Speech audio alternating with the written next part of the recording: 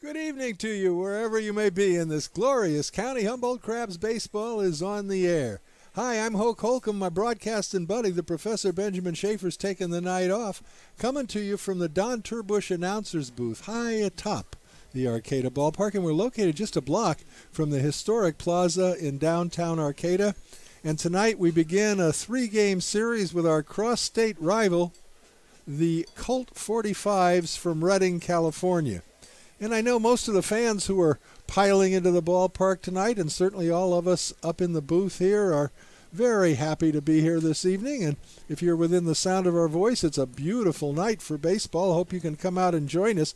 But the happiest people in the ballpark have to be the young men who have come over from Redding, California, out of a virtual, well, we'll say heck. They live in heck. And today it was 99 degrees. That was their high. That was a cool day. Tomorrow it's going to get to 108. And believe this, on Sunday, 111 degrees in Redding. So these gentlemen, some of them who were actually melting. There were reports that they were melting. They're happy to be here to cool down and enjoy baseball in weather that's a little more, I don't know, a little friendlier, not only to the fans in the stands, but certainly to the players on the field.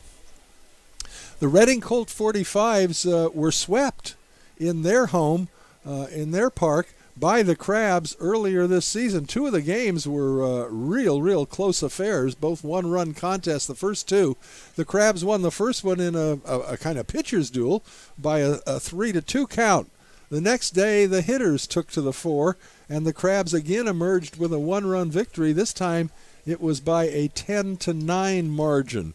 And then the final game of the series was pretty much all Crabs, as they won by a score of 8-2. So certainly, the Colt 45's a proud team, a good team.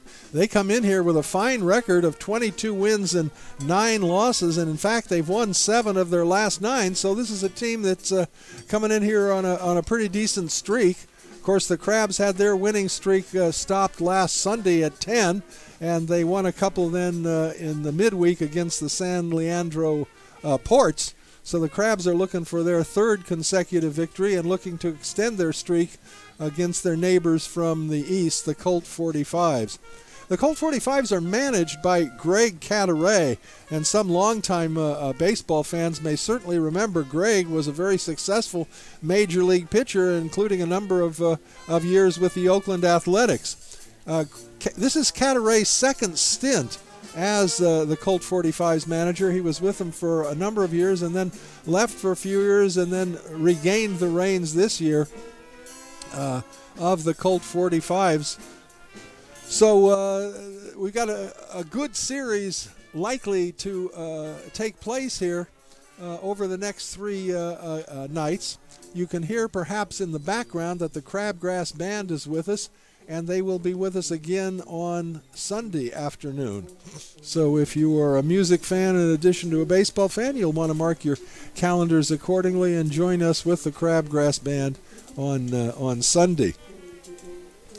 You know, we've done a little joking this season about the fact that the Crabs are costing Harper Motors quite a bit of money because the Crabs have really hit an inordinate number of home runs, and for each home run they're hitting, and they've hit, I guess, a total now of 26 home runs, which translates into $1,300 that the good folks at Harper Motors have contributed to District 26 Little Leaguers.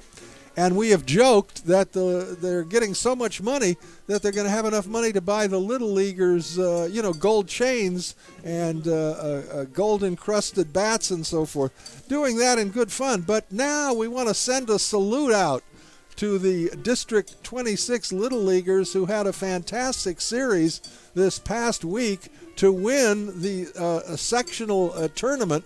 They started out with a loss. And if you're familiar with tournament baseball, if you lose the opener, bong, you're sent to what's called the consolation bracket, but it's often referred to as the loser's bracket, because you have to win a whole raft of games to be able to win the tournament out of the loser's bracket.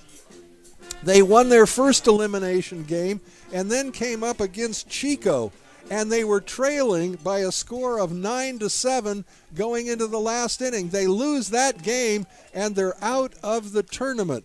But lo and behold, Mason Kamek steps to the plate and hits a dramatic walk-off grand slam home run to give the boys of an 11-9 victory, and now they've got to win 2 games against East Reading. Well, they were propelled by that great come-from-behind walk-off win, and they made short work of East Reading, winning 8-2 and 9-3 in the championship round. So they're now off to the state championships, and we wish them, obviously, the very best of luck to the Little Leaguers from District 26. And I know the folks at Harper Motors have to be happy. Gee, that's their best investment since the Ford Ranger came out 30 years ago. Anyhow, thank you to Harper Motors and good luck to the Little Leaguers of District 26. Some other news that's happened recently, you may have seen this on the local, what do they call it? Not Loco. Lost Coast Outpost. Of course, my wife follows it religiously.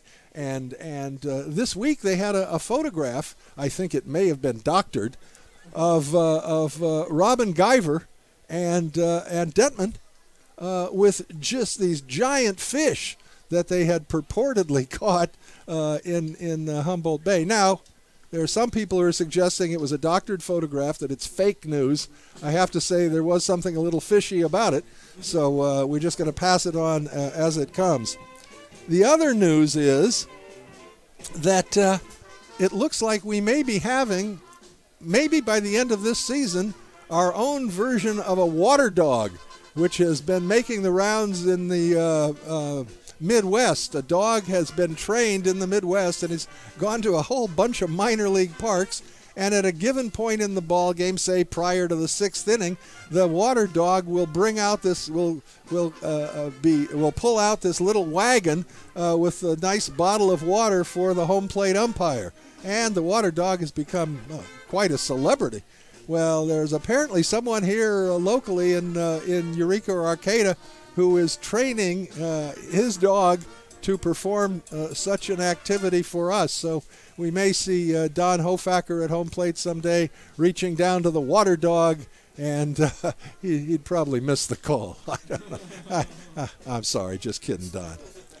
And speaking of the umpires, the men in blue are all meeting with the managers of the respective clubs. Greg Cataray for the visiting Colt 45's, and of course Robin Guyver in his first year as the helmsman of the Humboldt Crabs.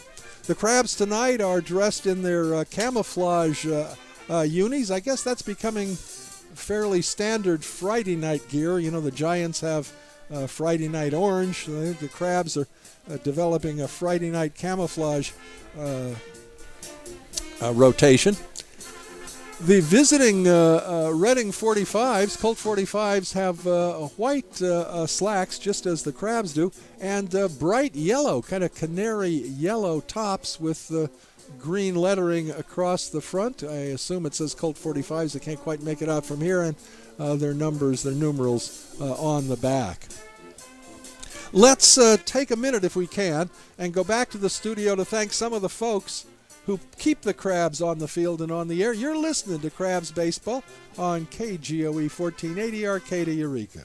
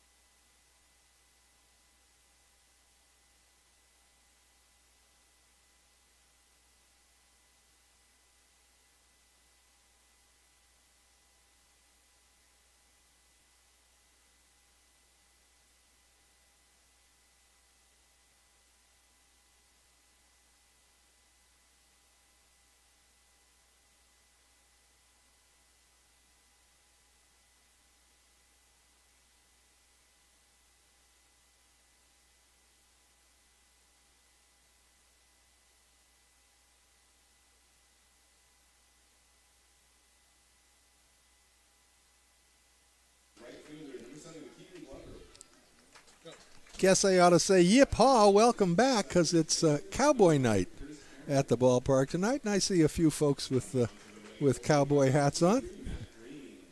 All right. The thing I like is when the spectators come wearing uniforms of various ball players, mostly Giants uniforms, but not all. I saw somebody the other night with a Yankee uniform for Brett Gardner, and every once in a while we'll see someone with a uniform from a player from the past. That's a lot of fun. All right, let me give you the lineups for the visiting Colt 45's. Leading off in center field will be Latrell Harris. Batting second at shortstop, Devin Orr, O-R-R. Batting third at third base, Austin Lively. Batting cleanup, the catcher, Wilson Cassell. Hitting fifth at first base, Connor Fabing. Batting sixth, the designated hitter, Jackson Murphy. Hitting seventh in left field, Thomas Alstrom. Batting eighth in right, Keaton Glover. And batting ninth at second base will be Curtis Perrin. On the mound tonight for the Colt 45's will be Matt Green. For the Humboldt Crabs, leading off the designated hitter, Devin Lehman.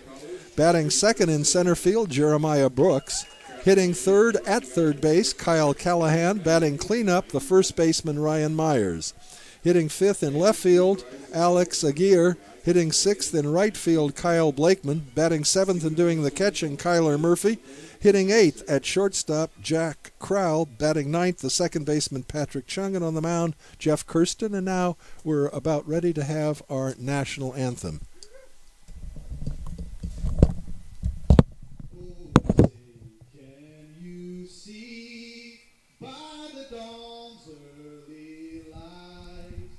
So proudly we hailed at the twilight's last gleam, whose broad stripes and bright stars through the perilous fight o'er the ramparts we watched were so gallantly streamed, and the rockets' red glare, the bombs bursting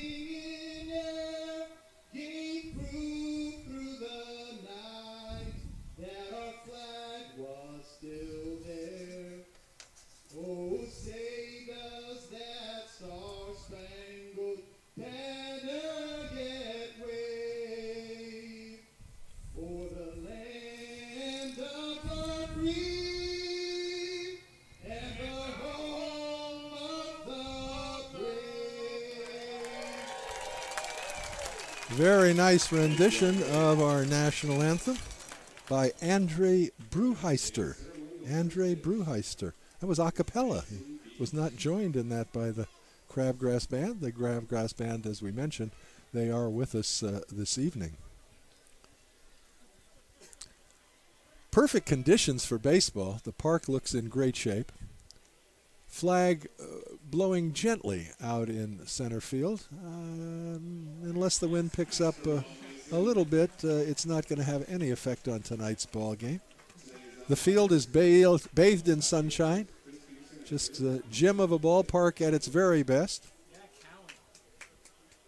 Give you the umpires for this evening's contest. It'll be Michael Cowan calling the balls and strikes. Don Hofacker will be at first base, and Chris Peterson will handle third base duties.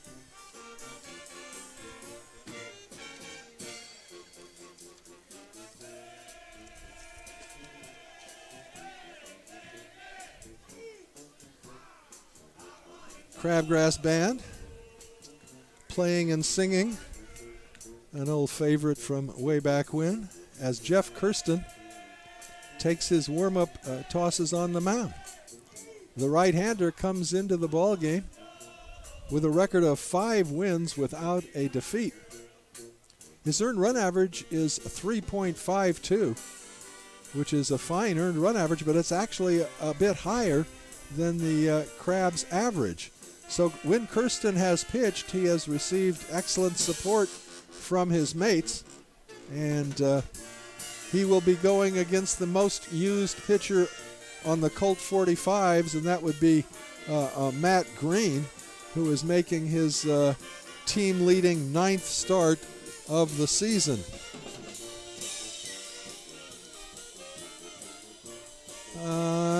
We do not show games started in these stats for some reason, but Kirsten's been out there frequently and done a fine job.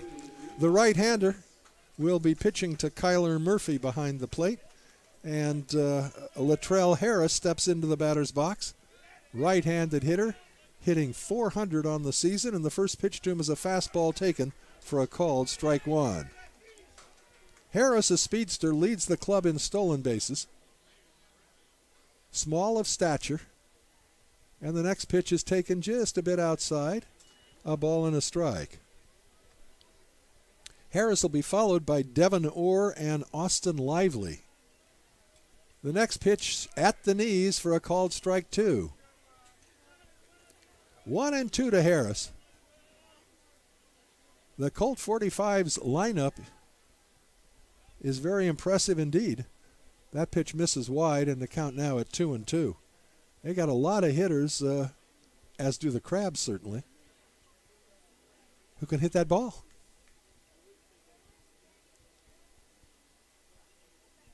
Here's the 2-2 pitch. Just misses, guess a bit low. Kyler Murphy framed that one for home plate umpire Cowan. The count is now full, 3-2.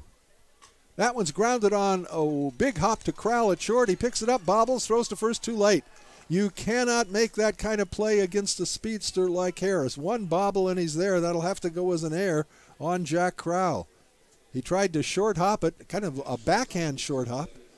It bounced off his glove. He was quick to retrieve it, but again, the speedster Harris was safe at first base, and the leadoff batter aboard for Devin Orr. Left-handed hitter, and the first pitch to Orr is taken high for a ball, 1-0. Orr hitting .367 at game time. He has one home run and is driven across 14. Harris a threat to steal at first. The next pitch is a called strike, 1-1.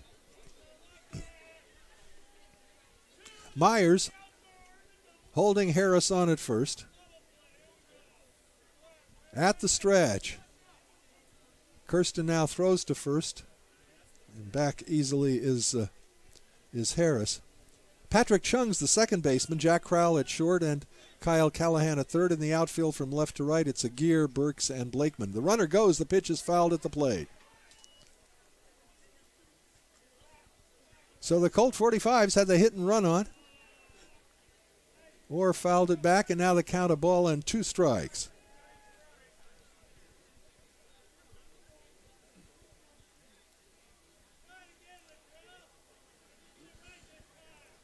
At the belt, the 2-2 pitch.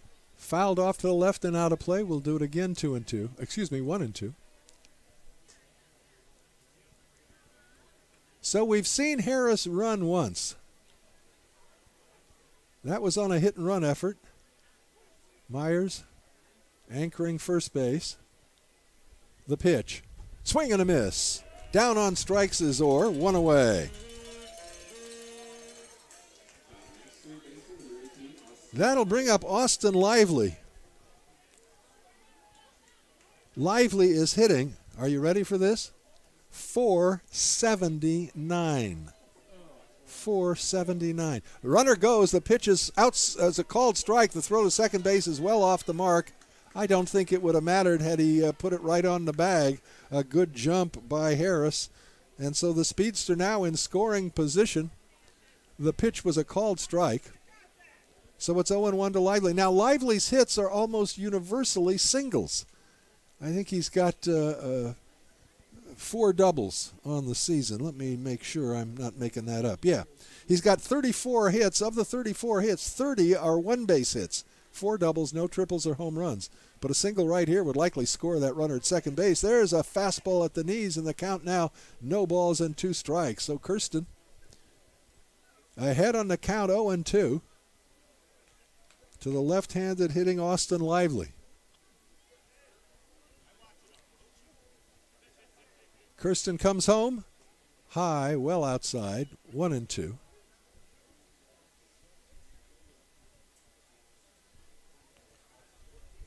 Crowell trying to keep Harris close at second base.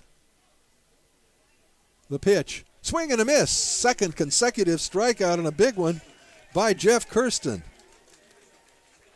2 down, and that'll bring up the very dangerous Wilson Cassell.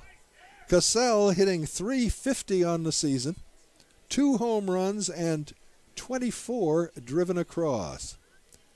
Cassell, right-handed hitter. Kirsten trying to work around an error to start the ball game, and the fastball misses wide, 1-0.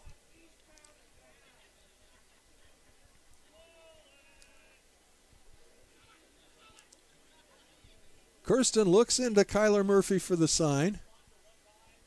Comes to rest right at the belt, and the pitch. That's in there at the knees for a fastball for a called strike one. 1-1 the count.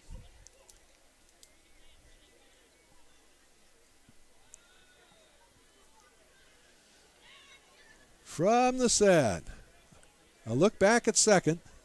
The 1-1 offering. Fastball misses wide, 2-1.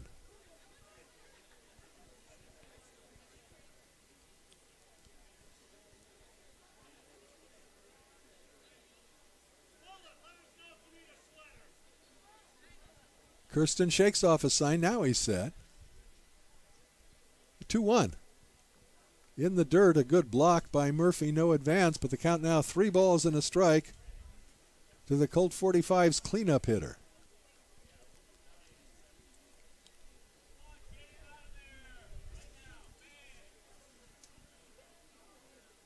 The 3-1 pitch taken for a called strike.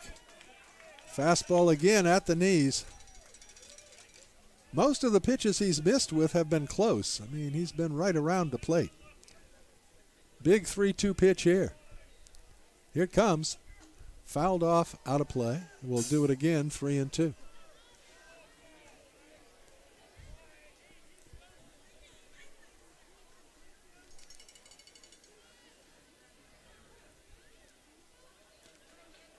Kirsten at the ready. Payoff pitch. Just outside with a fastball, ball 4. Jeff thought he had strike 3, and he's taken a long look in. And what was wrong with that one? So Kessel draws a free pass. The Colt 45's now with 2 base runners, 2 outs, and here is Connor Fabing, the first baseman. Long, lean, left-handed hitter, hitting .333 as we begin play tonight. He has gone yard twice and has driven across 23. Swings and misses on a high fastball, 0-1.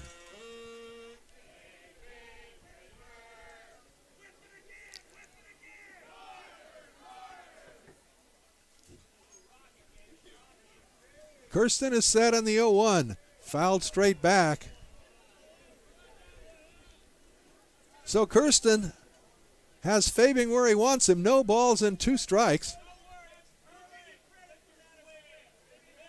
And he'll try to get to induce Fabing to go for something perhaps out of the zone. Make him chase. Let's see. He's ahead 0-2. Doesn't need to groove anything for sure. The 0-2 pitch. Strike 3 called at the knees. Boy, he has owned the lower part of the strike zone. So Kirsten ends up striking out the side for the Colt 45's in the first. No runs, no hits. There was an error and 2 left. And at the end of half an inning, it's the Colt 45's nothing, and the Crabs coming to bat. And you're listening to Crabs Baseball, KGOE 1480, Arcadia, Eureka.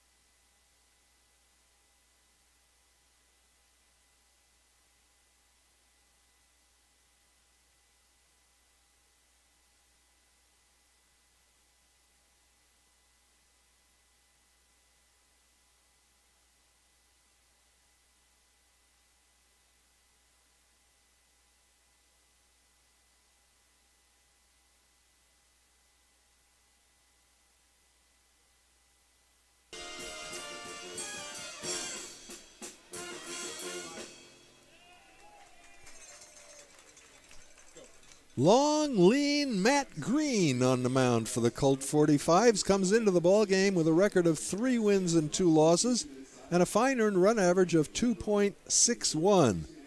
He has fanned 43 batters, walked but 13, so a better than 3-to-1 strikeout to walk ratio. In 41 1/3 innings, he has allowed only 38 base hits. And I think I mentioned earlier, he leads the club in terms of starts. This will be the 9th time he has taken the mound at the outset of the ball game for the Colt 45's. Well, we talked about the high averages of the Colt 45's in the top of this frame. How about the home 9 here in the bottom half, starting off with Devin Lehman, who leads the Crabs with a 4.09 average. Devin serving as the designated hitter tonight.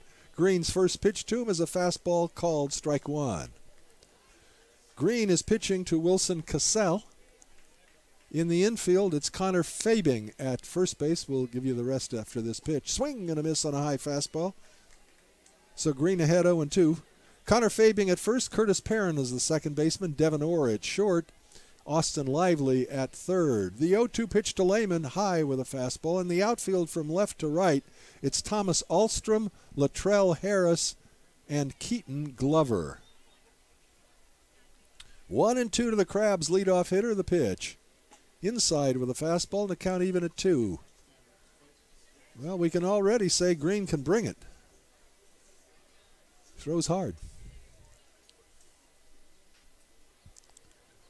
2-2 to Devin Lehman. The pitch. Swing and a miss. Got him on a high, hard one. So Lehman down on strikes.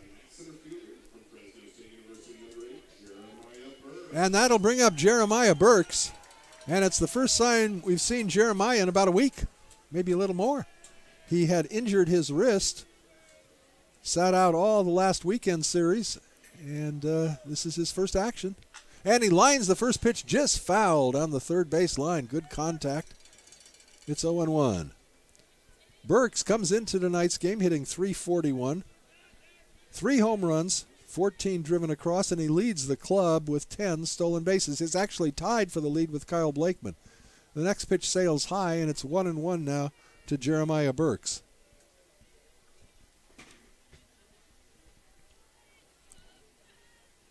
The 1-1. High fly ball into center field. Center fielder going back. He's got room. He's on the warning track. Oh, it's off the wall. Boy, that carried well. Burks round second. He's headed for third. Here comes the throw in, and it's not going to be in time. A head first slide as Jeremiah Burks hits one almost straight away to center field, and I think the center fielder thought he was going to get it. He moved back. He went on to the warning track. He kept going and looked up, and it was off the wall. So welcome back, Jeremiah. A ringing triple, and the Crabs now with a runner in scoring position, 1 out, trying to draw first blood, and Kyle Callahan coming to the bat. Callahan, left-handed hitter, comes in hitting .385, 4 home runs. He's second in the RBI department on the team with 35. Looking to pick up 36 with Jeremiah Burks at second base. Callahan swings through the first pitch, strike 1. The middle infielders are back, so a ground ball to short or second, and Burks will bring home the first run. Hard hit ball to first or third, and Burks may think better of trying to score. Green choosing to work from the stretch with the runner at third, and the 0-1 pitch. Ooh, it's in there, a beauty, off-speed pitch. So Green ahead now, no balls and 2 strikes to Kyle Callahan.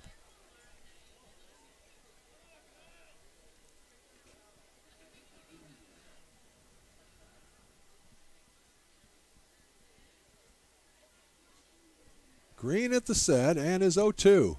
Swing and a miss. High, hard one again, so he has struck out both Lehman and Callahan with high fastballs, and there are 2 down. Well, Jeff Kirsten struck out the side in the top of this frame.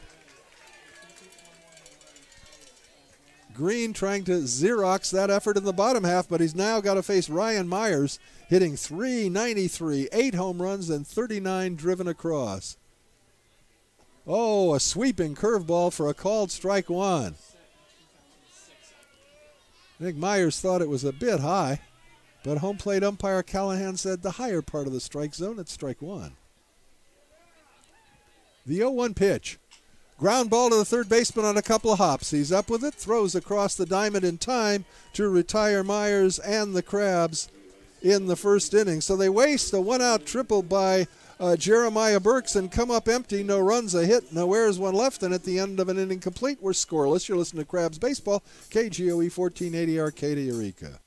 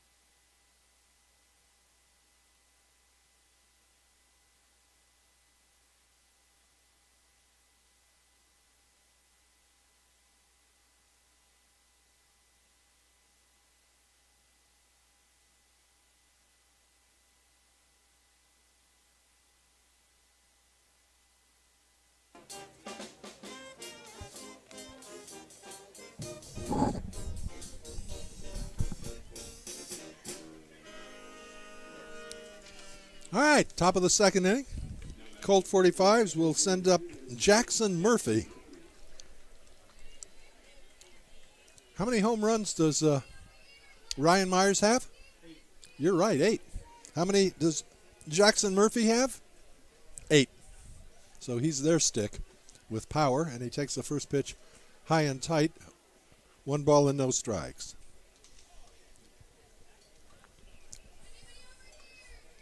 The 1-0 pitch. Fastball taken for a called strike, 1-1. An error and a walk. Colt 45's had a couple of base runners in the first. Kirsten simply struck out the side. That pitch just misses wide. 2 balls and a strike. Murphy will be followed by Thomas Alstrom and Keaton Glover. Oh, sweet curveball for a called strike 2. 2-2 to the most dangerous, Jackson Murphy. Here's the 2-2 pitch. Misses wide, 3-2.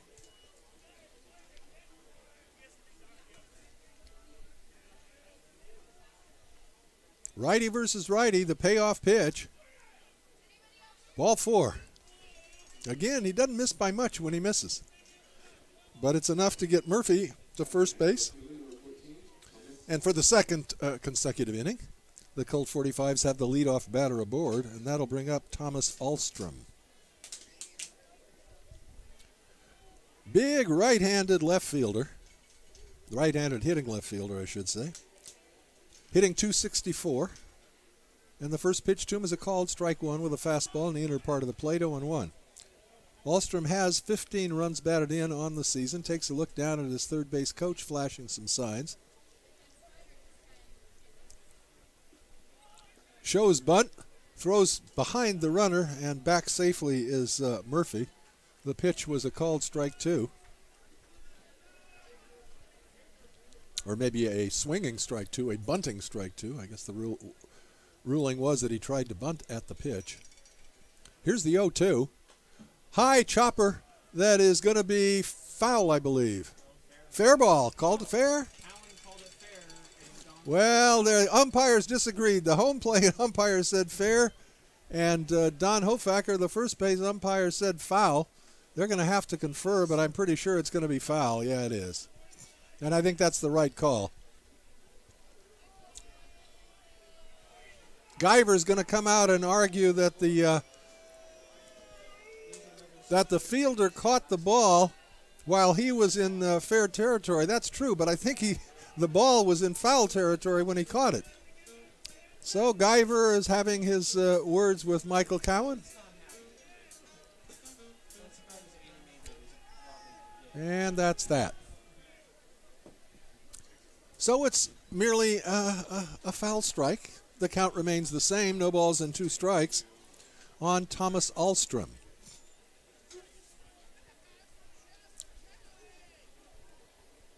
Murphy takes his lead at first, held on there by Myers.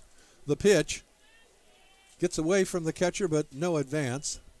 It was right at his feet, and Murphy was on it quickly.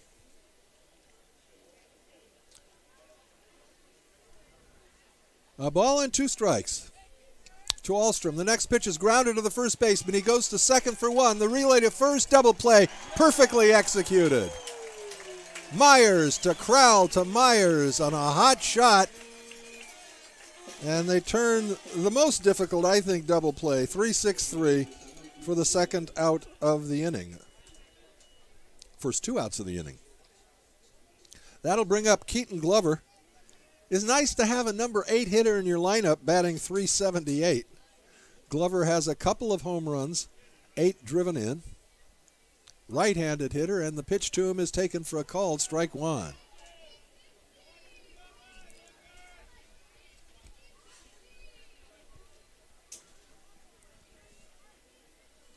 Kirsten's 0-1. Curveball misses. 1 ball and a strike.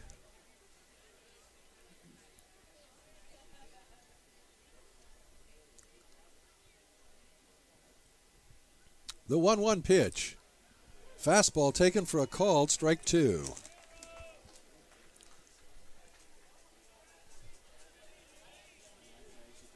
One and 2 to Glover. The 1-2 offering. High chopper, tough play for the shortstop. Coming in and picking it is Crowell. The throw to first is just in time. Got Glover by half a step. Fine play by Jack Crowell. And some fine fielding by the Crabs in the second to shut down the Colt 45's. No runs, no hits, no errors, and nobody left. And at the end of inning and a half, we're scoreless. You listen to Crabs Baseball, KGOE 1480 Arcadia, Eureka. Do we have a program?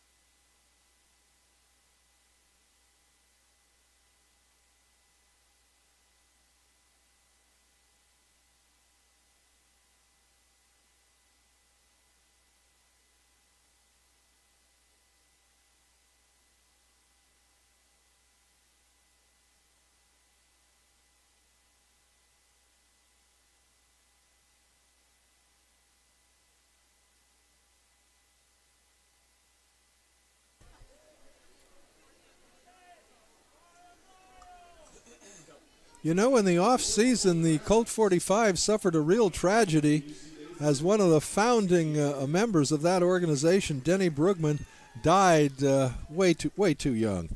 And certainly all the Crabs family sends out best wishes to his family and to all the folks in the Reading Colt 45's. There's a long drive to left field by Aguiar to the warning track. It's going to be off the wall.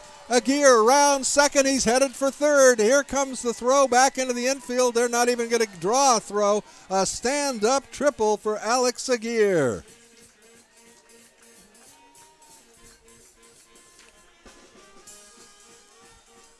So Aguirre tees off on Green's first pitch and takes it to the wall in left. By the time Ahlstrom gets it back in, Aguirre is at third base, and now there's nobody out. And Kyle Blakeman coming to the bat. Blakeman, one of a number of Crabs with a fine combination of power, speed, and in his case, a fine arm in right field. The first pitch to him was a fastball inside 1-0.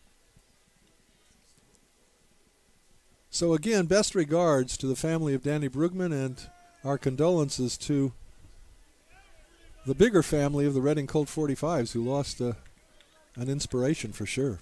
There's a pitch at the knees, and the count is 1-1 now to Kyle Blakeman. Right-hander versus right-hander. Green fought off a one-out triple last inning. The pitch to Blakeman is grounded at the plate. So Green has gone ahead on the count, a ball and 2 strikes. Green fanned 2 batters in the first inning. And he's ahead of Blakeman here 1-2. Working from the stretch with the runner at third and the pitch. Swing and a miss. Fastball on the inner part of the plate. His first 2 strikeouts against Lehman and Callahan were high strikes. Perhaps out of the strike zone, but high. Not this one. Third strikeout for Green, and that'll bring up Kyler Murphy, left-handed hitting catcher, batting .292 as we begin play this evening. Green's pitch to Murphy is inside with a fastball, 1-0.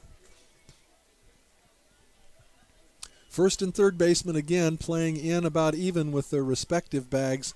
Both shortstop and second baseman are deep. The 0-1, swing and a miss.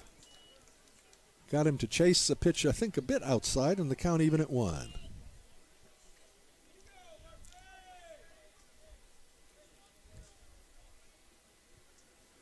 Green is at the set. The 1-1 to Murphy. Kyler fouls it back onto the screen and comes back into the crowd on a few bounces. 1-2. Murphy wants to put the ball in play, preferably to the outfield. Here's the 1-2. Fastball away and the count even.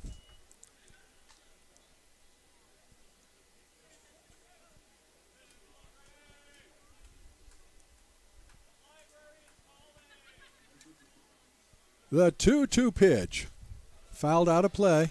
We'll do it again. Jack Crowell. Johnny Fox in the on-deck area, taking his practice swings. We're scoreless bottom of the second. Runner at third, 1 out, and the count. 2 balls and 2 strikes to Kyler Murphy. Green's 2-2 pitch. High and tight, 3-2.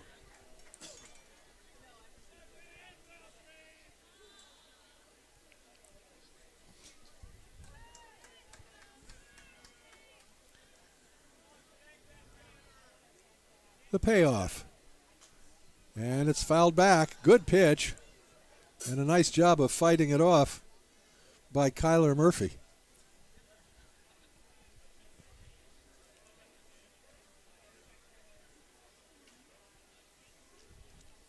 So we'll do it again, 3-2.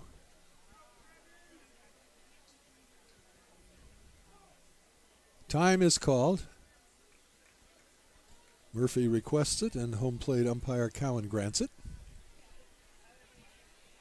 Now we're set. The 3-2. High fly ball into left field, not real deep. Left fielder running in, coming in, and he does not make the catch. Coming in to score is Aguirre on the, I guess it's going to be a single by Kyler Murphy. It looked like the left fielder was going to be able to catch that ball, but I don't think he ever got to it before it hit the ground. He misjudged it, and not trying to make excuses for the young man, but that is the Sun field. So he did not get a good jump on it. I'm not sure he picked it up until too late. So credit Kyler Murphy with an RBI as Alex Aguirre comes in to score, and the Crabs lead 1-0. With Jack Crowell, right-handed hitting shortstop at the bat. Murphy takes his lead at first, held on there by Fabing. And the pitch to Crowell is a fastball that rides high, 1-0.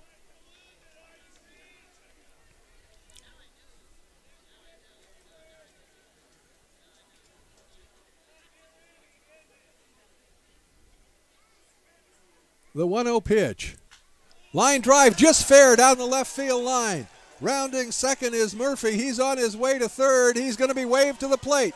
Here comes the relay. No, it's not going to be a relay. And now the throw goes offline, and that allows Crowell to go to third base. So credit Crowell with an RBI double. He takes third on the throw in, and the Crabs now lead by a score of 2-0. That was ripped right down the left field line.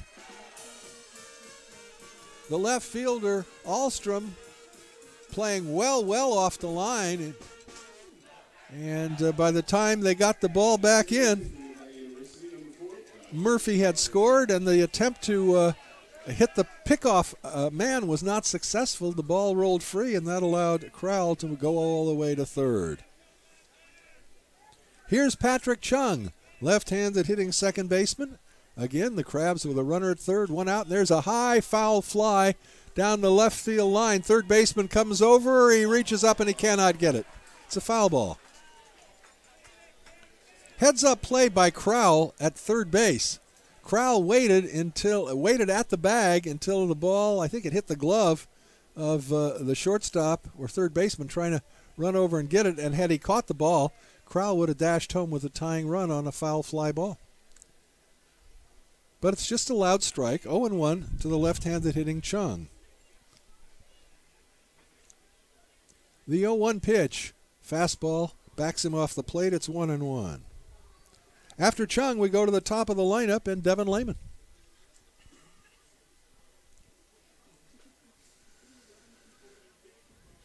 The 1-1 pitch, high with a fastball, 2 balls and a strike. So the Crabs, a triple, a single, and a double. They've taken a 2-0 lead, and they're looking for more with a runner at third and only one out. 2-1 to Patrick Chung. Fastball just a bit inside. 3-1. Green thought he had the corner with that pitch.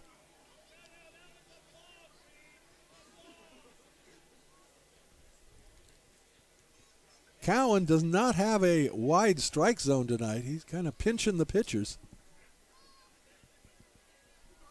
The pitch to Chung. High foul again, out of play.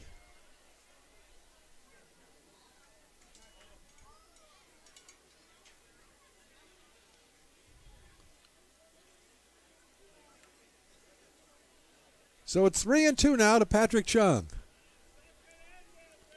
Crowell takes his lead at third. The pitch. Chung hits a little flare in the infield. The third baseman cuts in front of the shortstop and gathers it in for the second out.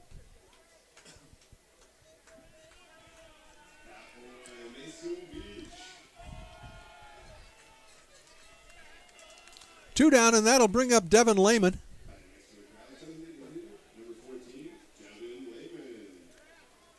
Lehman, designated hitter, was a strikeout victim in the first inning.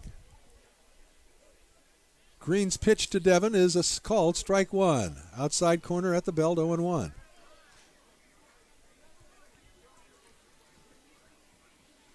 Flag now limply hanging in center. The 0-1 pitch. Fastball swings and misses through a high hard one.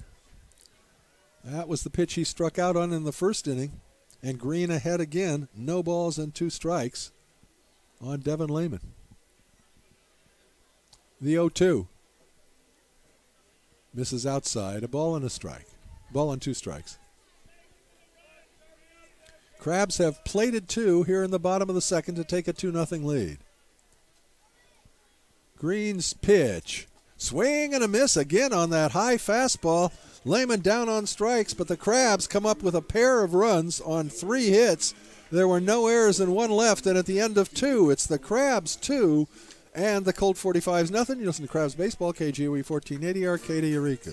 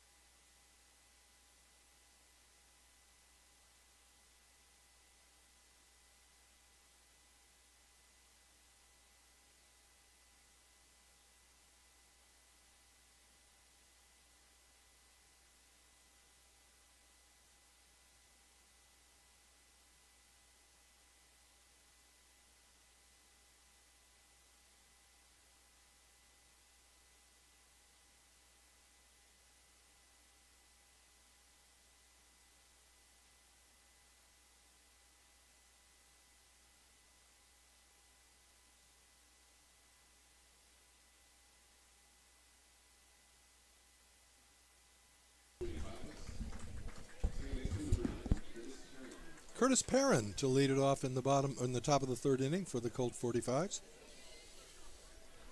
Left-handed hitter, hitting .333 on the season, 1 home run, 9 driven across.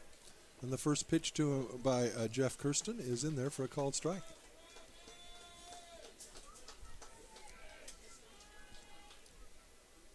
The 0-1 swings through a fastball. It's 0-2. Colt 45's had base runners in both innings, but they have yet to get a base hit. A couple of walks and an error. Here's the 0-2. High chopper, just foul outside of first base.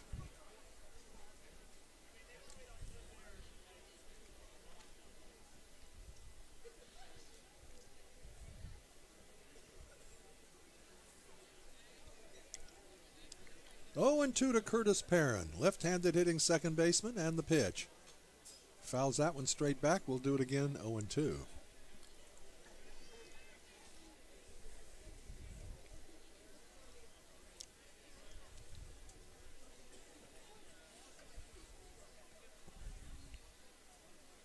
The 0-2, high pop-up in foul ground. Catcher takes the mask off, but that's going to be back in the crowd. And it was caught on the bounce by one of the members of the Crabgrass Band. That looks like a trombonist. You never should smile at a trombonist. It only encourages them. All right. That was just in fun. 0-2. The pitch. Oh, strike 3 called a beauty, and he knew it. Perrin trudges back to the dugout. That is the 4th strikeout of the ball game for Jeff Kirsten. And now we go to the top of the order. And Latrell Harris. Harris showed us his speed in his first at bat as he hit a ground ball that the crowd bobbled but quickly got to. But by the time he got the ball to first base, Harris had passed the bag. There's a little flare down the first base line and caught in foul ground by Myers. So one pitch retires Harris, 2 down.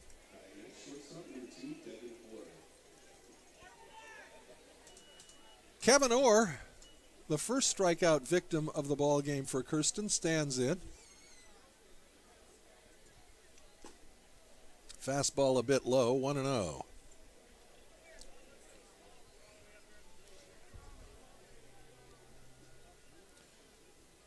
The 1-0 is fouled behind us. We'll do it 1 ball and 1 strike. 2 down here in the top of the third. Crabs leading 2-0.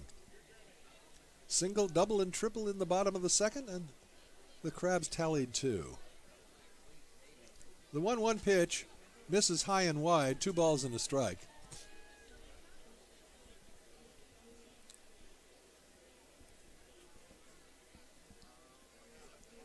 High fly ball into left field. Almost in his tracks is Aguirre to gather it in for the 3rd out. The Colt 45's gone quickly in the top of the 3rd, nothing across. At the end of 2.5, it's still Crabs 2, Colt 45's nothing. Listen to Crabs Baseball, KGOE 1480, Arcadia, Eureka.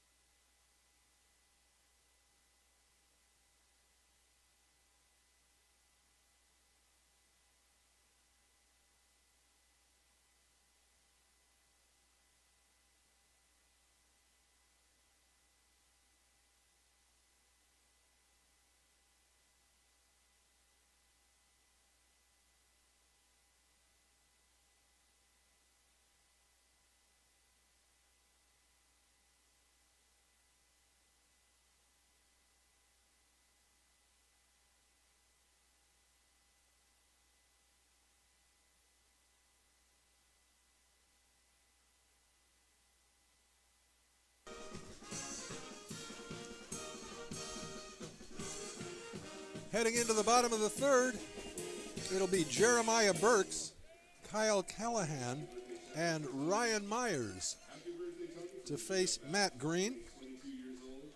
Green has surrendered a pair of runs on 4 base hits.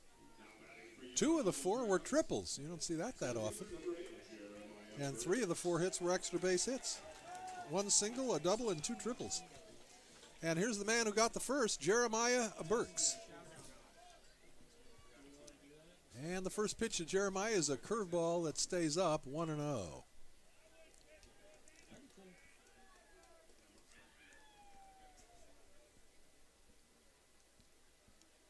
The 1-0.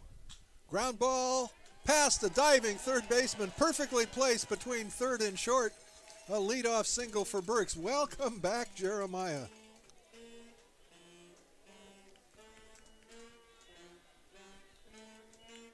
Here's Callahan, Kyle Callahan. If you weren't with us earlier, we had mentioned that Jeremiah had missed about a week, maybe a little more, with a wrist injury. So this is his first game back, and comes back smacking the ball. Kyle Callahan, strikeout victim in the first, left-handed hitter with power.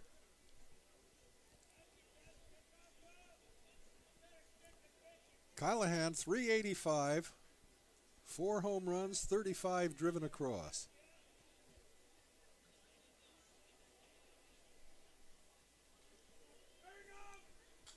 Swings at the first pitch and fouls it off, out of play.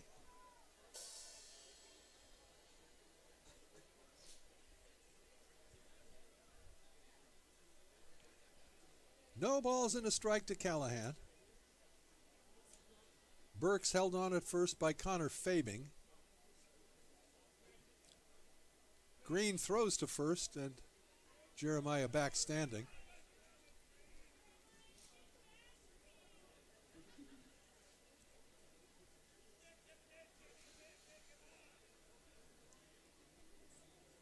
Oh, and 1 to Callahan. Burks bluffs going, does not, and the pitch is wide, 1-1.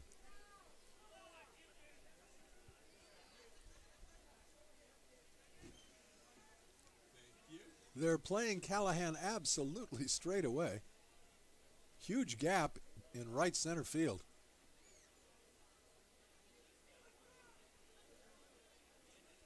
That pitch is bounced at the plate. A good job by Cassell to prevent it from going to the backstop. And the count now 2-1.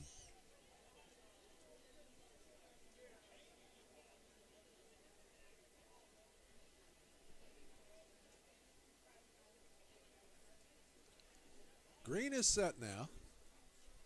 2-1. There goes Burks. High fly pop up behind us.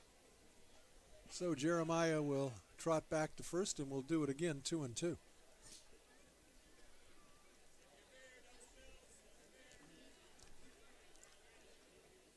2-2 to Callahan. Burks at first, nobody out in the home half of the third, and the Crabs leading 2-0.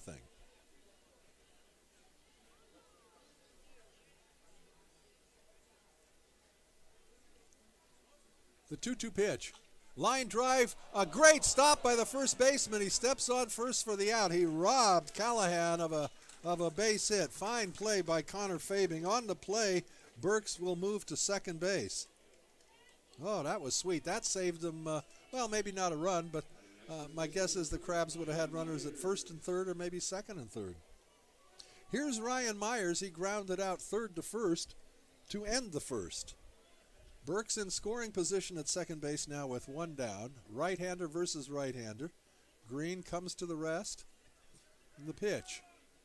High fly ball to left field. Left fielder's got room. In front of the warning track, making the catch is Alstrom. Burks has to retreat to second base. So Myers skies to left, 2 gone, and it'll be up to Alex Aguirre to try and pick up Jeremiah Burks.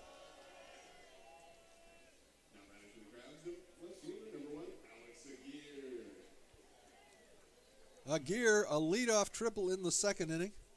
He came in to score on Kyler Murphy's single, the first of 2 runs plated by the Crabs in the second inning. Green, a glance back at second. Second baseman trying to sneak behind Jeremiah. The pitch misses outside, 1-0. So Curtis Perrin trying to sneak behind Burks and draw a throw from a Green.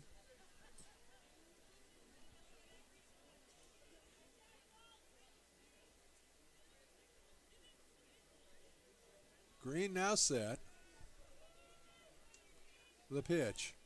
Line drive into left center field. That's going to be in there for a base hit and more. Burks rounds third. He's going to score. On his way to second base is Aguirre, and he's going to head to third. Here comes the throw. No throw. He's in for his second consecutive triple, and the Crabs lead 3-0. Alex Aguirre. 2 triples. This one drives in the third run of the ball game for the Crabs. A big 2-out base knock by Aguirre, and that'll bring up Kyle Blakeman. With 2 outs, the infield, of course, back all the way around. Green works from the stretch. The pitch to Blakeman, fouled at the plate, strike 1.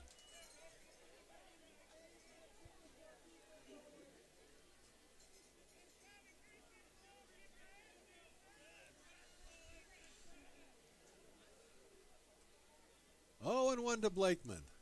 Green comes to the plate, and Blakeman hits a curveball on 1 hop to the third baseman. He's up with it. The throw across the diamond to retire Blakeman and the Crabs in the third inning. However, the Crabs come up with a run on a pair of hits, no errors, 1 left, and at the end of 3 now, it's the Crabs 3 and the Colt 45's nothing. You listen to Crabs Baseball, KGOE 1480, Arcadia, Rica.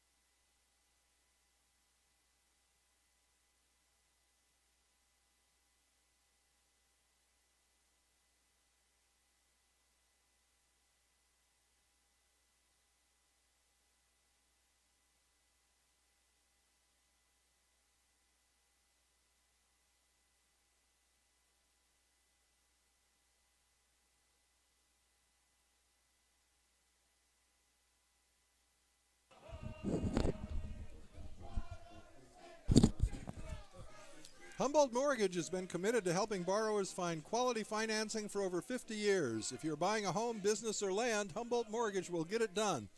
Call Bob Lawton at Humboldt Mortgage at 445-3027. And whether you want a chicken pot pie made from scratch or a decadent slice of chocolate silk pie, Slice of Humboldt Pie will satisfy any craving. You can enjoy a sunny afternoon on our outdoor patio with coffee or a fresh squeezed lemonade. We're open every day, and Crabs fans and players get 10% off on Monday. Slice of Humboldt Pie is located just off the Arcata Plaza at 828 I Street at Bittersweet. Order a pie online. That's Slice of Humboldt Pie. Jeff Kirsten's first pitch is a strike to Austin Lively. Left-handed hitting Lively, a strikeout victim in the first. He, with the astronomical .479 average, takes a fastball inside 1-1. 3, 4, and 5 hitters here in the fourth inning for the Colt 45's. The 1-1 to Lively bounces up at the plate, and it's 2-1.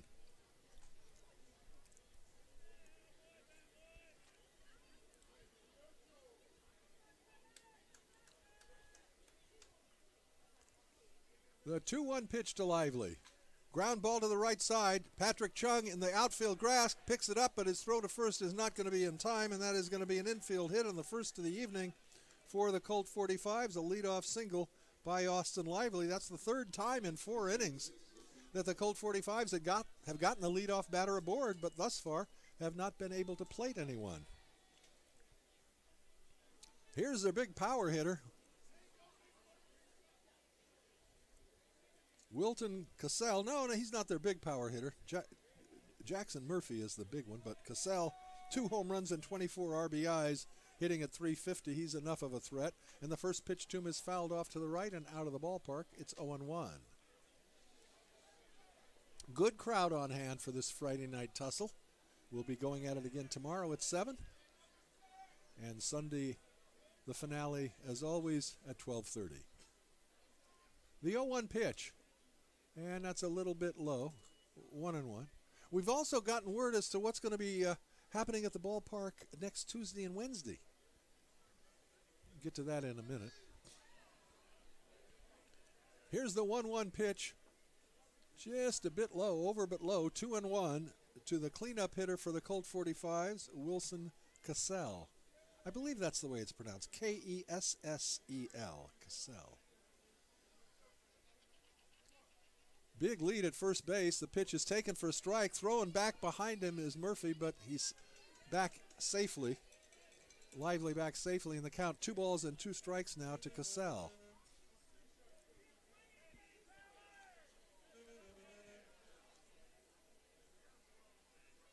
The 2-2 pitch.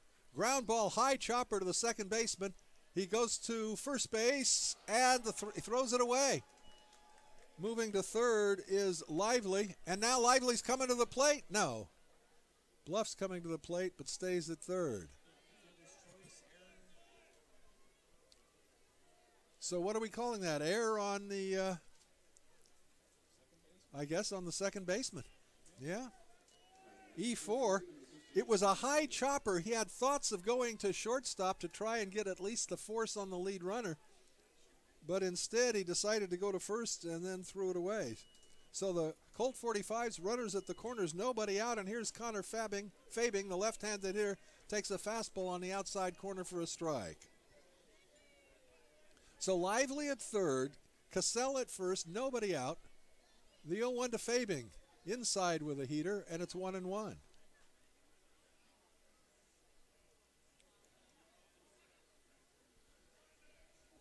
Second error of the ball game on the Crabs. There's a long drive to right field. The ballpark's not going to hold this one. It's a tie ball game. A 3-run home run by Connor Fabing, and we're knotted up at 3. Boy, that was easy to see off the bat. He absolutely racked it. And Lively and Cassell score ahead of him, and we got ourselves a tie ball game at 3. And that'll bring up Jackson Murphy, and what does Murphy do best? He hits them out of the ballpark. He leads them, the Colt 45's, with 8 round trippers on the season. Right-handed hitter, and the first pitch is fouled off to the right, back into the crowd, and strike 1. We had one good bouncy catch by the crowd tonight. Benjamin were here. We'd have to let him know that. He says we've got the worst fielders in all the world. Here's the 0-1 pitch. Swing and a miss on an off-speed pitch.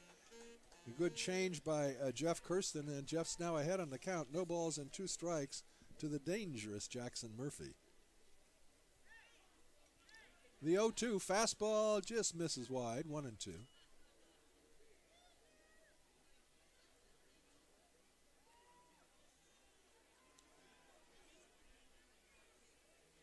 The 1-2 pitch, strike 3 called, outside corner just below the letters, and Murphy down on strikes.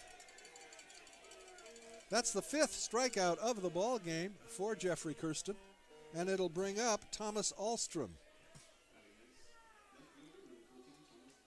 Ahlstrom hit into a first base to shortstop to first base double play.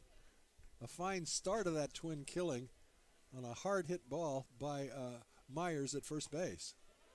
And a curveball is taken for a called strike 1.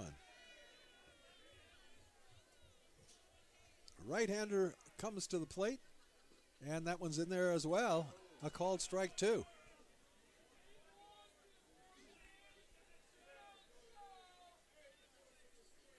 Kirsten's 0-2. Fastball high and tight. A ball and 2 strikes.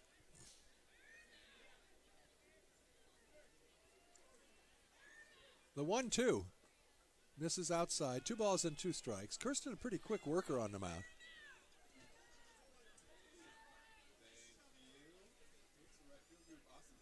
Here's the 2-2. Misses low and outside, 3-2.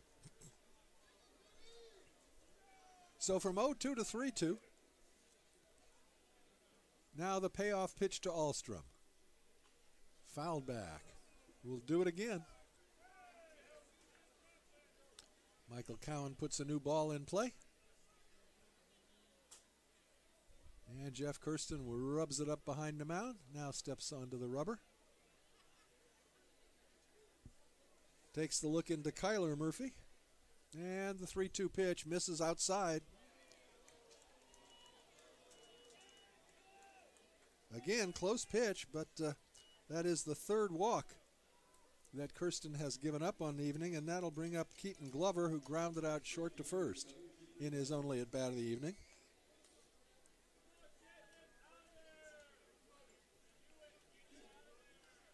Right-hander versus right-hander. Very open stance Glover starts with, and he bunts it, and it's a good one.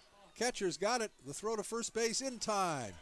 That'll be a sacrifice for Glover on the play. Ahlstrom moves to second, but the fact of the matter is Glover was hoping for more than a simple sacrifice. Good play by Kyler Murphy to come up with that and fire in time to Myers for the out. It does move Ahlstrom into scoring position at second base with 2 away, and the number 9 hitter, Curtis Perrin, at the bat.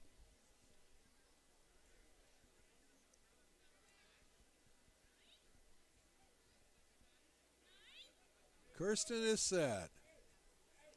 The pitch. Perrin takes the call, strike one. Fastball on the outer part of the plate, 0-1. Perrin, the 7th hitter to come up in the inning for the Colt 45's. They've tied it up on a big 3-run home run by Connor Fabing. The next pitch is hit foul, just past the third base coach. So Kirsten ahead, no balls and 2 strikes to the number 9 hitter on the Colt 45's, but the number 9 hitter's hitting .333. Kirsten set and the 0-2. Grounded down to Chung on a couple of hops. Patrick's up with it. The throw to first base in time to get the speedy Perrin. However, the Colt 45's come up with 3 runs on a pair of hits. There was 1 error and 1 left. And at the end of 3.5, we're tied at 3. You're listening to Exciting Crabs Baseball, KGOE 1480, Arcata, Eureka.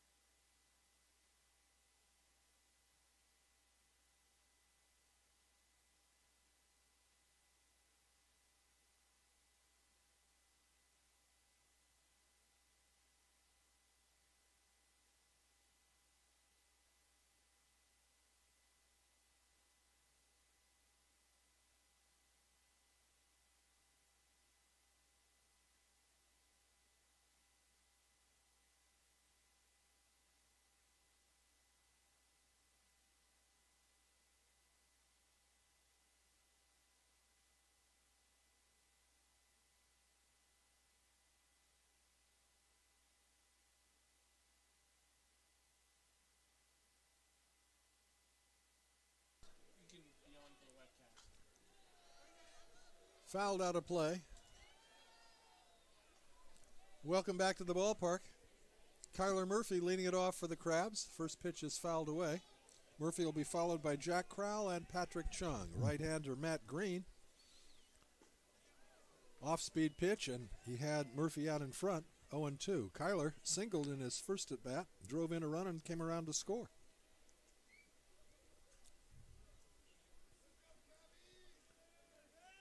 The 0-2 from Green. High fly ball into right center field. Right fielder going back, looking up, and it is out of here. A home run. A home run for Kyler Murphy, his second of the year, and the Crabs are back in front.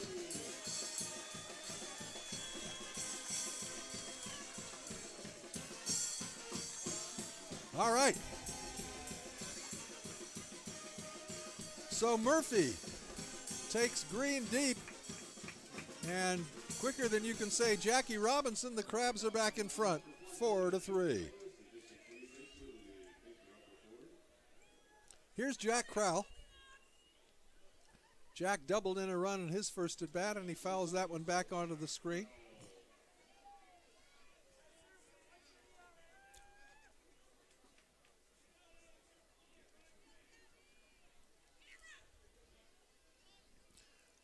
Oh, and 1 to Crowell. Green comes to the plate, and Jack hits a fly ball into right center or left center field. Center fielder coming over, moving under it, and it's Harris who gloves it for the first out of the inning. Crowell skies to center, 1 gone, and that'll bring up Patrick Chung. Chung hit a little pop flare to the shortstop in his first at bat. Patrick hitting .259 as we began play this evening. Left-handed hitter facing the right-hander, Matt Green. Green comes to the plate, and Chung hits it hard but foul past the first baseman and down the line, 1 strike.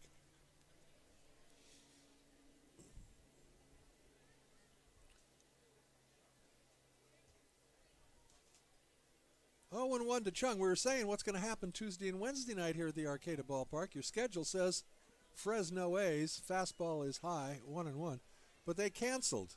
And for a pretty understandable reason. They were very surprised, but they got an invitation to go back to Wichita to be in the big tournament. Fouled out of play, 1-2. And, you know, you can't deny the players on the squad that kind of opportunity when you can afford to do it. So they had to cancel, but they gave us plenty of notice in time for the Crabs to set up some substitutes. A long time had Patrick Chung asked for time. So we're not going to be done with Reading as we thought we would be Sunday. The next pitch to Chung bounces at the plate. 2-2. On Tuesday night, we're going to be playing a team from Reading called the Ringtails, the Reading Ringtails. So we'll say goodbye to the Colt 45's on Sunday, but the Ringtails will be in here Tuesday night for a single contest. The 2-2 pitch to Chung is a fastball in tight, 3-2. And then on Wednesday, the rubber match in 2017 between the Humboldt Crabs and the B-52 Bombers. Now, none of these games were scheduled at the beginning of the year. Line drive just fair down the first base line. Right fielder over to get it. Chung's going to have to hold with a solid single to right, a 1-out single. And then we'll go to the top of the order and Devin Lehman. So we're going to end up playing 3 games with the B-52 Bombers this summer. None of them scheduled. I can practically guarantee you that 3 games will be scheduled next year because we've drawn huge crowds for those contests. And it should be a fun rivalry between the Crabs and the Bombers. Okay, here is Devin Lehman, and Lehman has been held in check thus far by Matt Green. He has twice struck out on high hard ones. He shows bunt, displays bunt, pulls the bat back, and it's a ball, 1-0. Chung with good but not great speed at first base. Held on over there by Fabing. Green comes to the rest. He throws to first, Chung diving back safely. 3 runs, 2 hits, no errors for the Colt 45's. 4 runs, 8 hits, and 2 miscues for the Crabs here in the bottom of the 4th. The pitch to Chung, down low, 2-0. Chung at first, 1 out. Crabs have gone ahead on the solo shot by Kyler Murphy to lead off the home half of the 4th. The 2-0 pitch fouled back, 2-1, and I'd just been informed by Tim Warner, the stadium broadcaster, that it is a Kyler Murphy's birthday today. So he gave himself a heck of a present by hitting that home run and putting the Crabs ahead. Happy birthday, Kyler. 2-1 to Devin Lehman. The pitch misses wide, 3 balls and a strike.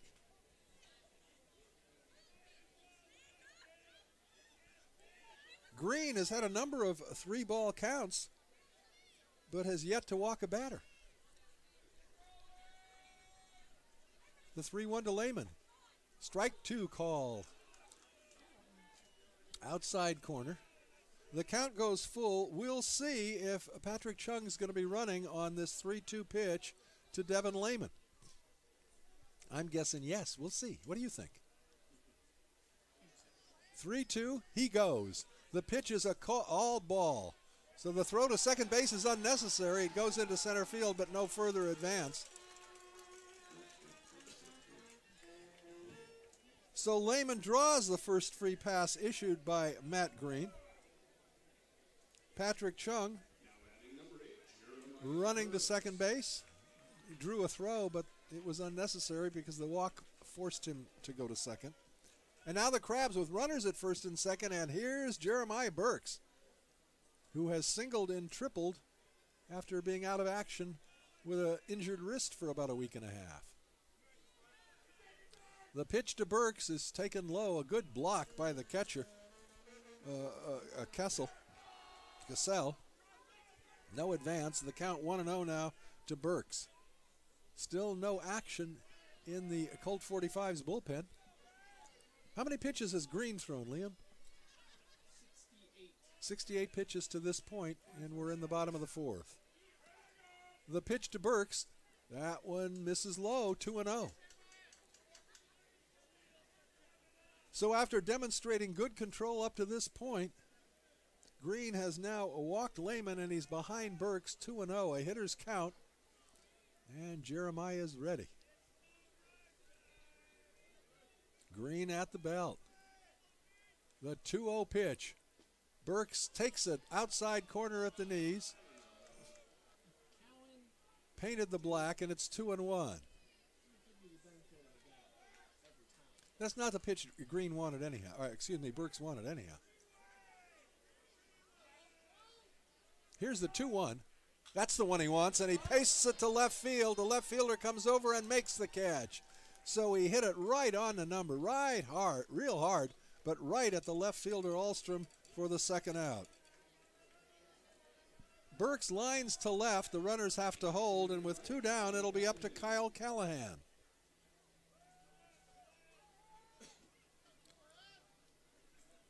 Callahan has grounded out and struck out, 0 for 2 on the evening. An RBI opportunity for a man who has 35 of them on the season. The pitch to Kyle. Fouls it at the plate, strike 1. Green has had runners in scoring position in every inning. 4 of them have scored.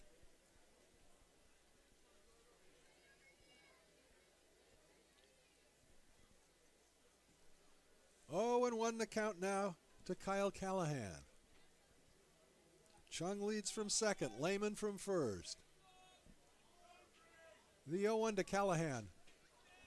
Fly ball into left center field. Center fielder running over, moving over and under it, and making the catch is Latrell Harris for the third out. So the Crabs settle for 1 run on a pair of hits, no errors, and 2 left. And at the end of 4, it's the Crabs 4 and the Colt 45's 3. You're listening to Crabs Baseball, KGOE 1480 Arcadia Eureka.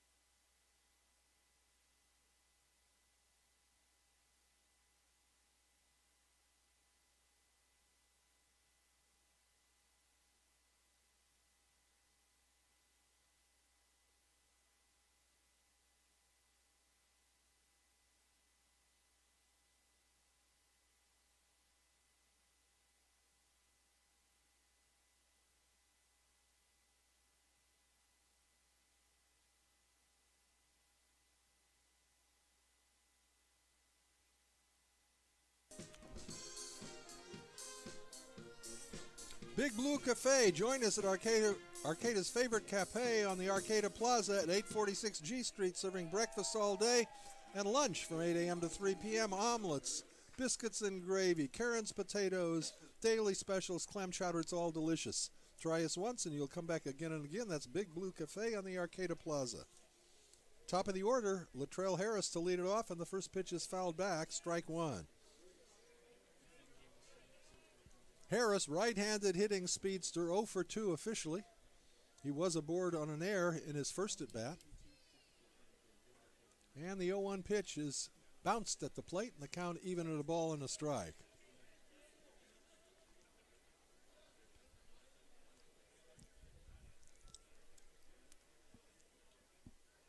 One and one to the leadoff hitter for the Colt 45's. Harris takes a strike, had a notion held up, and it was a called strike two.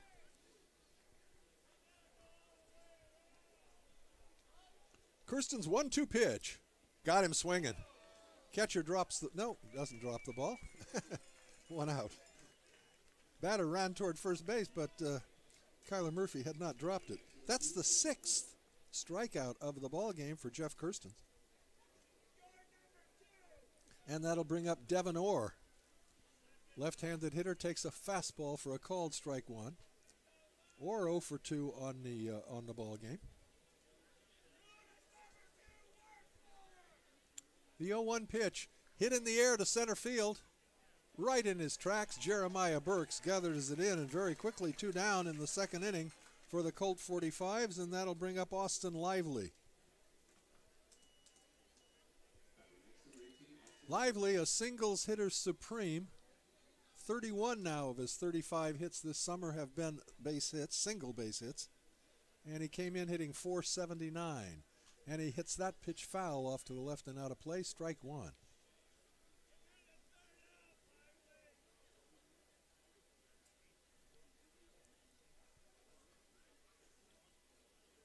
The 0-1 pitch.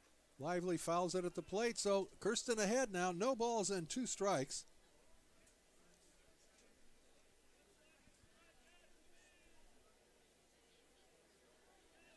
Krabs had 2 in the first, 2 in the second, 1 in the third. Colt 45's tied it with 1 swing of the bat. Fouled off to the left. It remains 0-2. Connor Fabing tied it up with a 3-run home run in the top of the 4th inning. And then in the bottom of the 4th,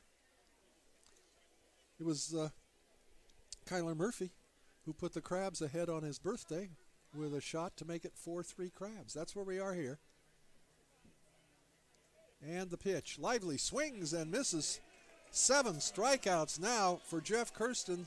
The Colt 45's gone in order in the 5th, and halfway through the ball game, we got a good one. The Krabs leading 4-3. You're listening to Krabs Baseball, KGOE 1480 Arcadia Eureka.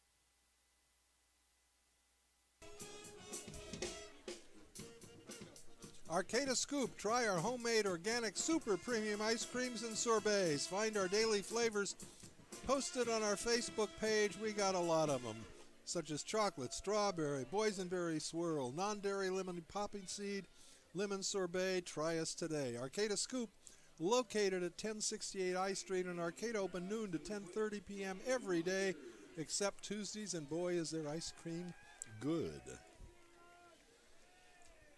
Ryan Myers to lead it off for the Krabs, the beef of the order. 4, 5, and 6, Myers, Aguirre, and Blakeman. Facing the right-hander Matt Green, and his first pitch is taken low and away, 1-0. Crabs 4 runs on 8 hits. Colt 45's 3 runs on only 2 hits, but one of them a 3-run home run. Fastball taken for a strike, and the count even to Ryan Myers. Myers is grounded out and flown out to left. And the next pitch, curveball, and had him out in front. Off-speed breaking ball, and it's 1-2.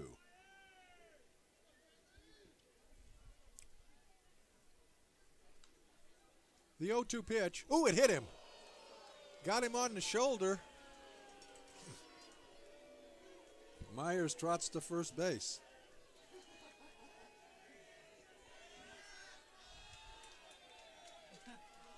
Crowd, of course, giving Green the raspberries, but that's the last thing that pitcher wanted to do.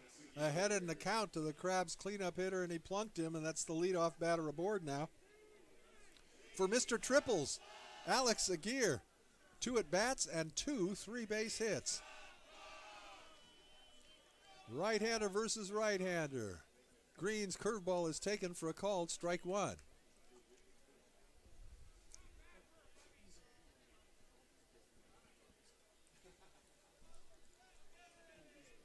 0-1 to Aguirre. The pitch. That one's fouled off to the right and out of play. A ball and a strike.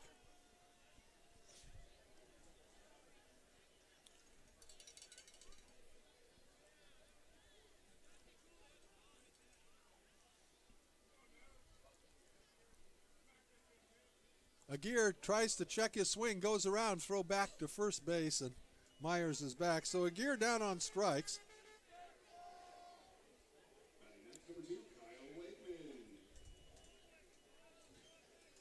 I believe that's the 4th strikeout of the ball game for Matt Green, and that'll bring up Kyle Blakeman. He was one of the strikeout victims. Swings through the first pitch, a fastball. It's strike 1. Ryan Myers at first base. 1 out, the Crabs leading by a single tally, 4-3.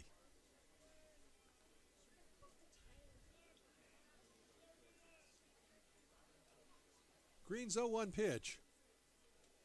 Slow breaking ball is outside, and the count even at 1.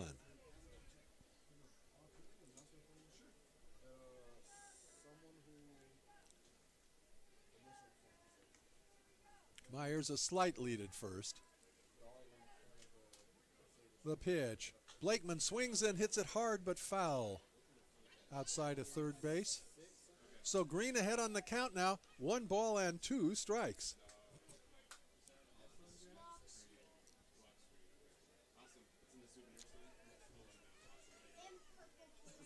1-2 to Blakeman. Green's pitch. Blakeman hits a high fly ball into very shallow right field. Right fielder on the line makes the catch in fair territory for the 2nd out. So Blakeman skies to his counterpart in right, 2 down. And that'll bring up Kyler Murphy, who has been the difference in this ball game.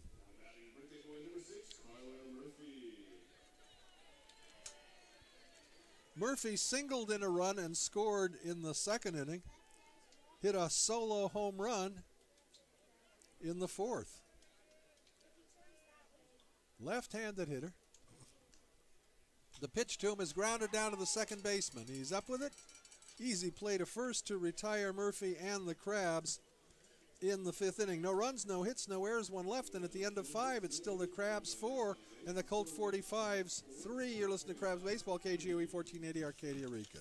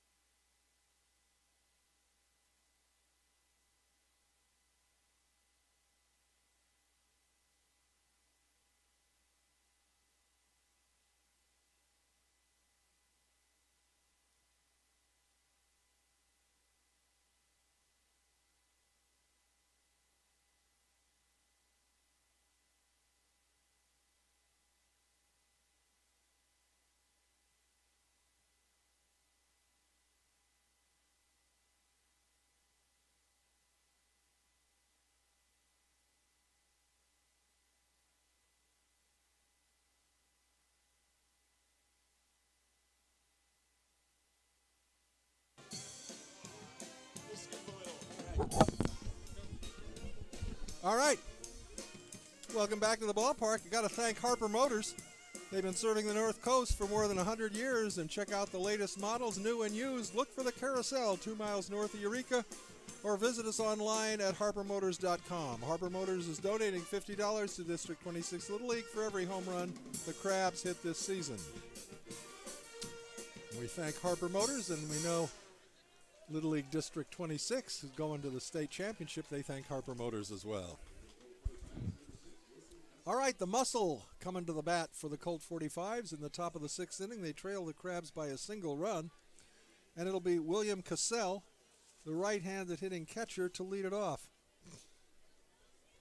Cassell on as a result of an error and then came in to score on the 3-run shot by Connor Fabing. Right-handed hitter, and the first pitch to him is swung on and fouled back. Strike one. High, hard one. Kirsten has only allowed 2 base hits. That pitch is taken right down the heart of the plate at the knees. It's 0-2. 90 pitches, 62 strikes. Liam has just told us that that's the 90th pitch from Jeff Kirsten. There's a high bouncer to the... Oh, a high hop over the head of Patrick Chung. Nothing he could have done about that. That was a wicked hop. It looked like it was going to be a 4-3 put out second to first, but instead it bounced into center field, so the leadoff batter and tying runner aboard for the Colt 45's, and that'll bring up the man who tied the game for them in the 4th inning with a 3-run shot, Connor Fabing. Left-handed hitter, 3 home runs on the season. The pitch to him is taken at the knees for a called strike one. Lights now on at the ballpark. Great night for ball.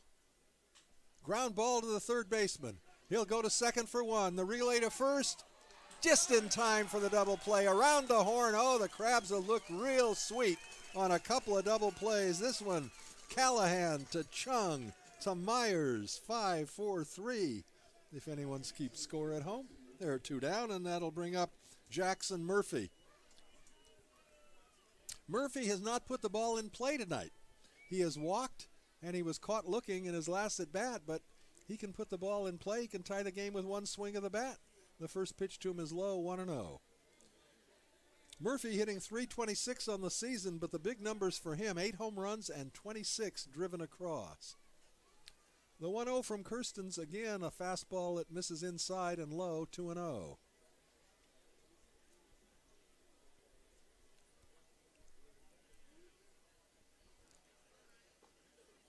That pitch also a fastball. It's over the plate, but low, and it's 3-0.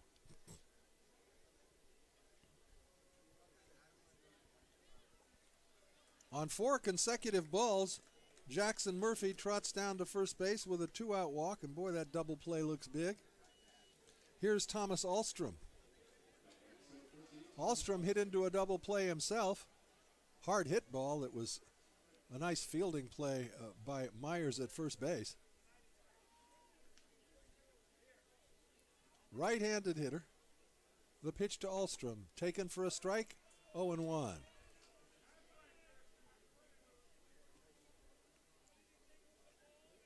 Murphy representing the tying run at first base, held on there by Myers. The pitch just misses low and away. 1 ball and 1 strike.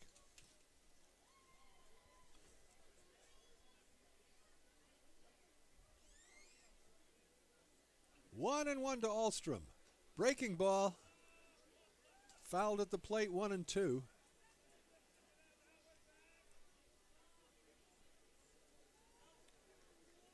So Kirsten ahead on the count. A ball and 2 strikes. We have a left-hander now throwing in the Crabs bullpen. That pitch, a high chopper. This is going to be a very tough play. Shortstop's got it. Crowell doesn't have a play. And now the runner's trying to go to third, and they're going to get him. He is a dead duck. They got him. All right. So Jackson Murphy, seeing that Crowell could not make the play at first and that the third baseman Callahan had come in, tried to go to third base, and the unforgivable sin of making the third out at third base And that'll do it for the Colt 45's in the sixth inning. No runs, 2 hits, no errors. There would be 2 left. And at the end of 5 1/2, it's the Colt 45's 3, but the Humboldt Crabs have 4.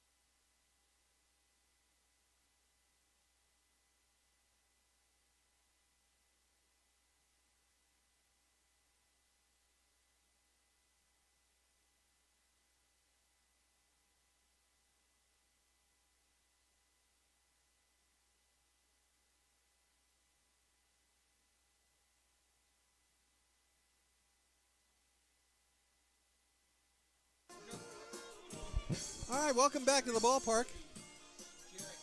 Jared Kirby has taken the mound for Matt Green. So Kirby coming in here in the 6th inning, a right-handed pitcher. And it's a little tougher tonight without Benjamin here. I'm sure he finds the same true when I'm here, but I'm trying to check out some statistics here on Mr. Kirby, so if you'll just give me a moment. This is his 9th appearance of the season. He started 5 games, comes in with a fine earned run average of 2.82 and a record of 4 wins without a defeat. He'll face Jack Crowell in the Crabs' 6th inning. Crowell a double in 2 trips, and the first pitch rides high, 1-0.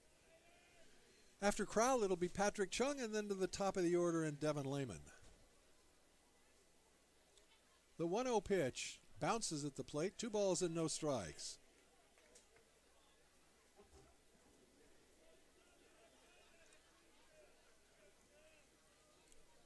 The 2-0. Fastball right down the heart of the plate. 2 balls and a strike now to Crowell. That was a heads-up play by Jack to end the top of this frame. Ground ball between third and short and into left field. A leadoff single for Jack Crowell and the Crabs in the bottom of the 6th.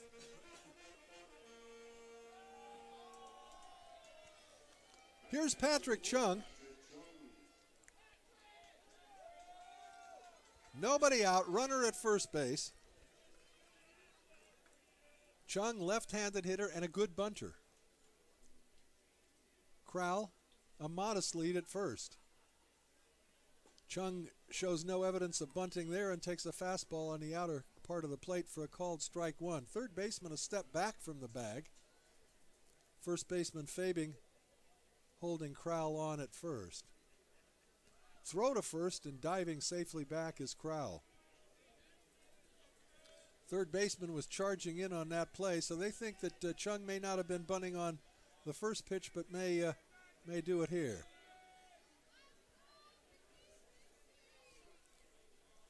Kirby throws to first base, and again, belly flap back to first is Crowell.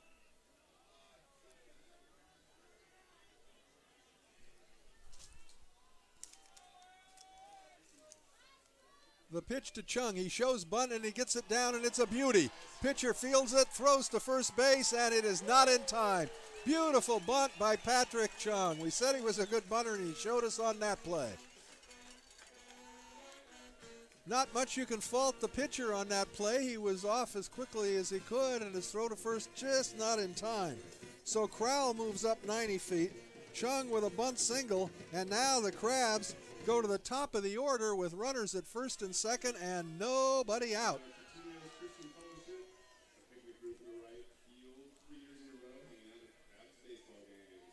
Devin Lehman, uncharacteristically, has yet to put the ball in play this evening. He struck out twice and then got a walk, so he's 0 for 2 officially. Lehman leading the club with a 409 average coming into tonight's ballgame. Left-handed hitter now facing the right-hander Jared Kirby. Kirby at the set, and the pitch to Lehman is grounded right back to Kirby. He goes to second for one, the relay to first in time for the double play, and on the play, Crowell moves to third. So a comebacker that Kirby quickly turns into a twin killing, and now the Crabs have a runner at third, but there are 2 outs, and Jeremiah Burks to the bat. Burks lined out to left field in his last at bat. Prior to that, he had singled and tripled. Getting his first look now at Jared Kirby. And the pitch to him misses wide, 1 ball and no strikes.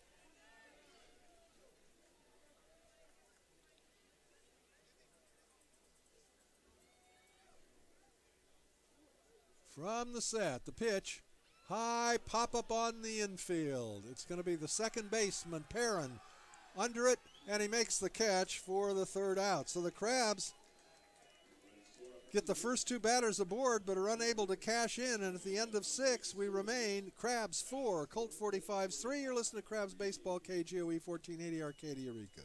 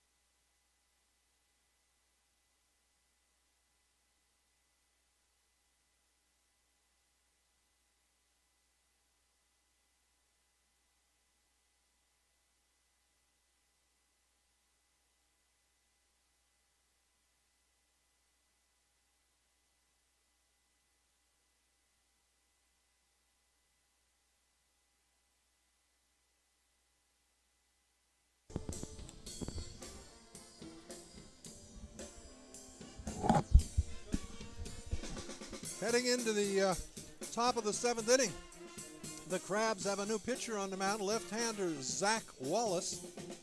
Wallace comes into the ballgame with a record of 1-1 and a pretty nice earned run average of 3.00. And I think Zach has a save as well. Yeah. So Jeff Kirsten leaves with the lead. If the Crabs can hold it, Kirsten could pick up his 6th win of the season without a loss. We got a long way to go here in the top of the 7th. Keaton Glover, right-handed hitting right fielder, stands in. Glover 0 for 1 officially. He also laid down a successful sacrifice bunt in his last at bat. Right-handed hitter. Wallace comes to the plate and a swing and a miss by Glover. Strike 1.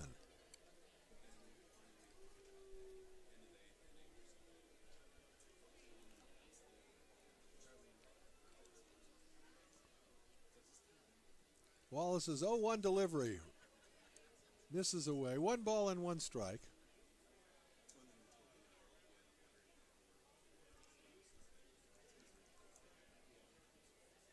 The 1-1 pitch.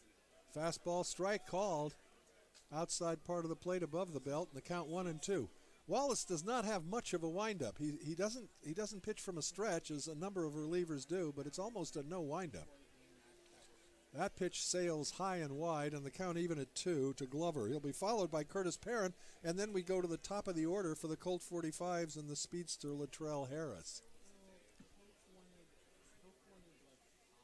The 2-2 pitch. Ooh, he had him reach and just got enough of it to foul it back to the screen. We'll do it again. 2 balls and 2 strikes.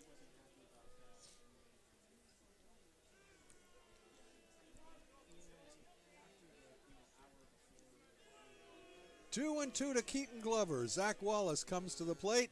Curveball is punched to the second baseman, Chung, on a couple of hops. He throws to first for the first out of the 7th inning.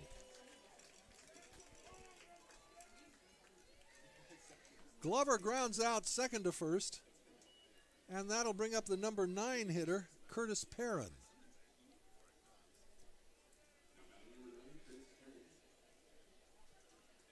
Perrin, left-handed hitter, facing the southpaw slants of Zach Wallace. And the first pitch to him is a slider that's wide, 1-0. Perrin has struck out and grounded out second to first against Jeff Kirsten. The 1-0 pitch from Wallace, fastball inside, almost hit him, and it's 2-0.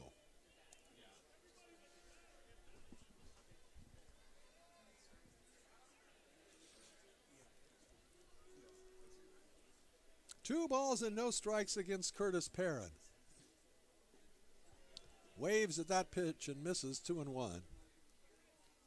I went down to ask for a phone number, they were like, "We want you to bring it to us." 2-1 to Perrin. The pitch fouled back onto the screen, and the count now 2-2. When I asked for a phone number, the text. So, 3 runs, 3 hits for the Colt 45's, 4 runs and 10 base knocks for the Crabs. Ground ball foul outside of first base.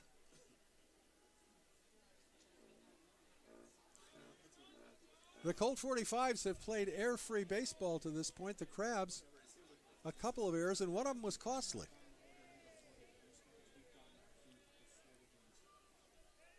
One of them allowed an additional base runner for the 3-run home run by Fabing. It accounts for the 3 runs at this point. Breaking ball misses wide, so the count now goes full, 3-2 to the number 9 hitter, Curtis Perrin. Wallace's payoff pitch is hit high and foul and deep.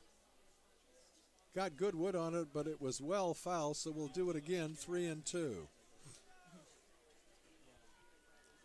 Kyler Murphy in the crouch behind the plate, flashing out signs to his left-handed battery mate. Zach Wallace comes to the plate, 3-2, and it's fouled off. Again, we'll do it, 3-2. I don't know if that was off the catcher's mask. Looked like it might have been off Kyler's mask. Everybody's fine, and the count is 3-2.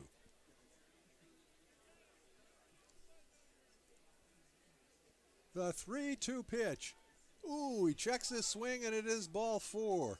Perrin had a notion, but was able to hold up, and he trots to first base as the potential tying run, and that'll bring up Latrell Harris. Harris looking for his first base hit of the evening. He's 0 for 3 officially. Perrin dashing off first base. The pitch is a fastball wide, 1-0.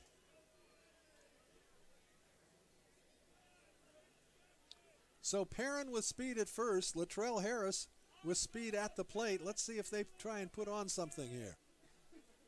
The 1-0 pitch, nope, that was right down the heart of the plate, and the called strike, 1-1.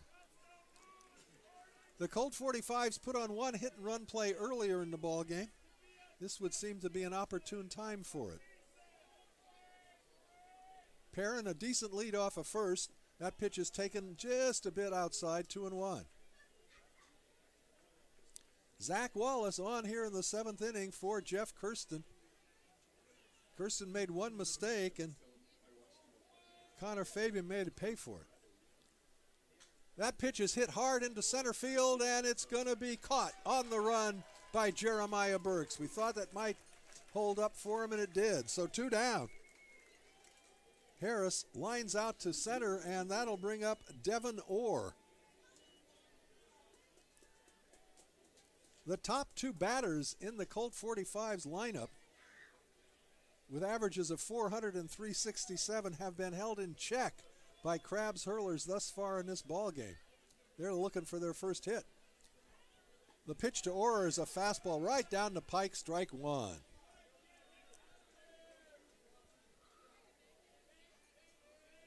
Perrin held on by Myers, has a fairly decent lead. The pitch fouled off to the left, out of play. So Zach Wallace ahead now, no balls and 2 strikes, trying to work around a 1-out walk.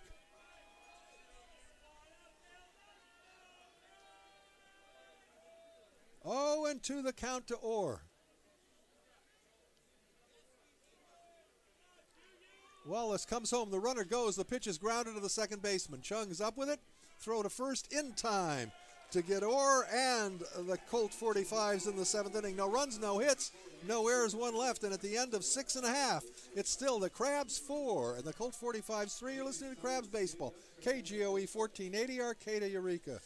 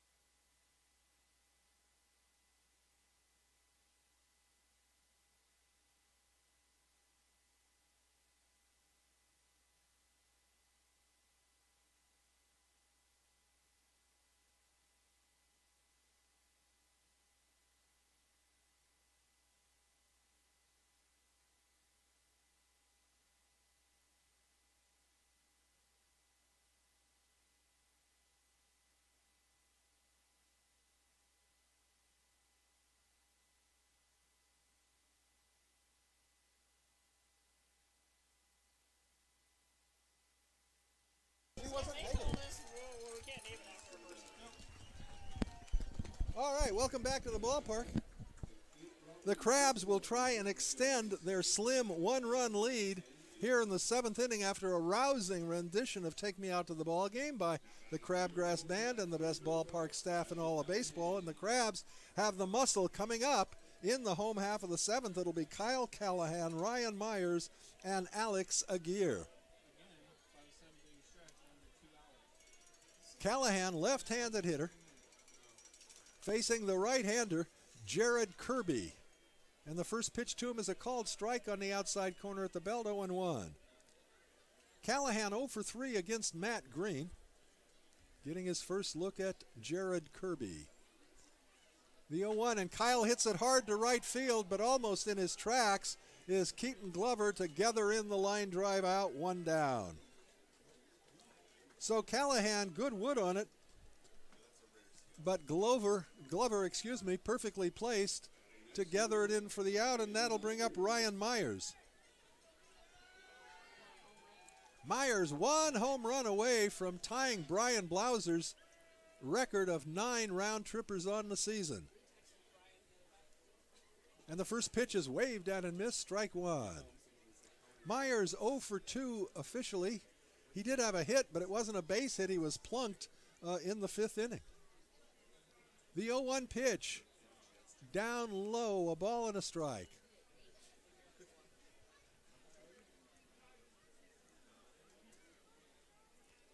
Here's the 1-1. Ground ball, tried an attempted backhand stop by the shortstop. It's off his glove.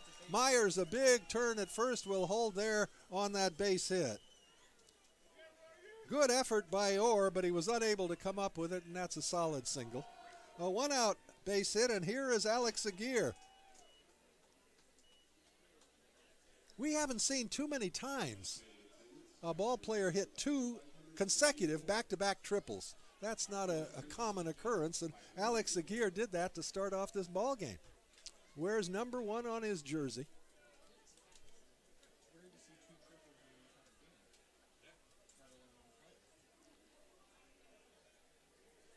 Myers at first without great speed.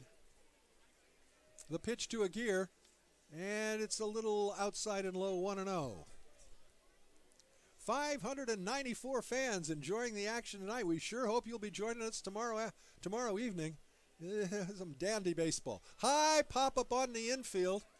Shortstop goes out, center fielder comes in, and the center fielder falls down and drops the ball. Everybody's going to be safe. He slipped. The center fielder, Harris, slipped.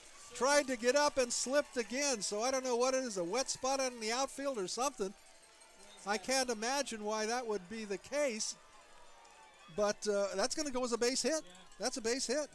So a gift single for a gear. Myers moves up 90 feet. He didn't think he was going anywhere.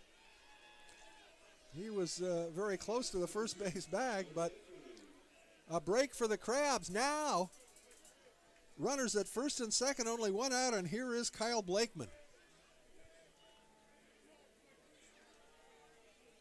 Right-handed hitter looking for his first base hit of the evening. First pitch is a breaking ball that misses low, 1-0, and Krusty the Crab has made his appearance, walking on the concourse and showing his claws to all who will shake his claws. 1 ball and no strikes to Blakeman. Crab runners take their leads. The pitch. Line drive into left field. The left fielder going back. Back it is. Off the wall. Here comes one run into the plate. Stopping at third is Aguirre on a booming double by Kyle Blakeman. And the Crabs have gone up now by a score of 5-3. That's the 13th hit of the evening for the Crabs, and I don't know how many have been extra base hits, but I'd say near half of them have been of extra base variety. And now a 2-run lead with only 1 out. Kyler Murphy, the birthday boy, has singled, homered, scored twice, and driven in 2. Happy birthday, Kyler. Left-handed hitter, Jared Kirby, going to work from the stretch with runners at second and third. The pitch to Murphy. Fastball away, 1-0.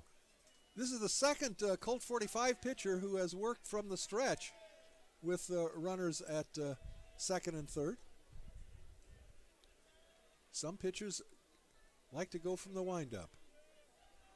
Here's the 1-0. High fly ball, foul though. Hit well, hard, but foul. So it's a long strike. The count even at 1. First baseman Fabing into, or second baseman, excuse me, Perrin in to have a word with the hurler Kirby. Back foot on the rubber. He looks into Cassell for the sign.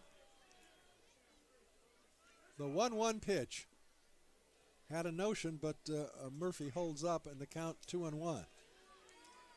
Real big spot in the ball game. The Crabs now up by 2. With 2 runners in scoring position, a base hit here could really break this thing open. All right, Cassell, after a brief word with his battery mate, now comes back to home plate and gets in the crouch. Murphy back in the batter's box. The count is 2-1 to Kyler. Kirby is sad. And the 2-1 pitch. Line drive, foul again. Out in front of that fastball. He's getting good wood on it. Over in the picnic area. Heads up down. Who's having a picnic out there today? Christian Fellowship. Well, I hope they're all right down there. I hope we haven't lost anybody. A couple of hard line shots.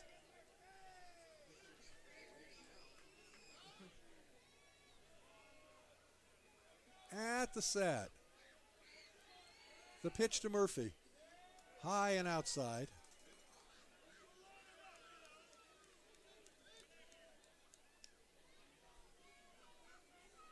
Three and 1 or 3 and 2? 3 and 2. It's got to be 3 and 2, isn't it? We'll check here. We'll check. Here's the pitch. That's the ball anyhow. It's 4 and 2. All right. Murphy trots down to first base. And for the first time this evening, we can say the bases are F-O-C, full of crustaceans for Jack Crowell. Crowell's had a good night at the plate, a single and a double. He's driven across a run. Right-handed hitter. Middle infielders are back looking for 2. Corner infielders about even with the bag. They'll come to the plate. The pitch to Crowell. High fly ball into left field. That's going to be playable, but it could bring in a run. It should bring in a run, and it will bring in a run. The other Crab runners move up 90 feet. Heads up base running. So credit Crowell with a sacrifice fly, and the Crabs now lead by a score of 6-3.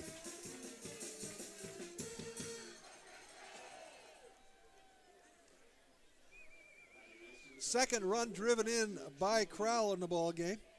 And that'll bring up Patrick Chung. Chung 2 for 3, including a darling bunt down the third base line in his last at bat. Oh, was that pretty.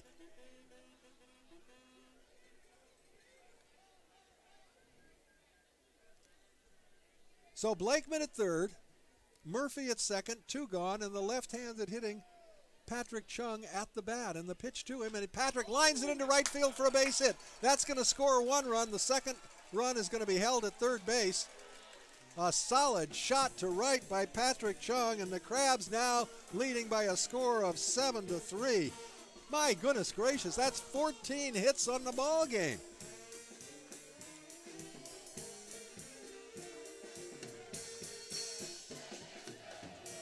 So Blakeman comes in to score. Murphy moves to third. The Crabs with runners at the corners. Still 2 down, and we go to the top of the order, and Devin Lehman. And of all people not to get a hit tonight, Devin Lehman is 0 for 3. And a little flare into left field. The left fielder comes over and makes the catch on the run for the third out. However, the Crabs come up with 3 runs on 4 hits.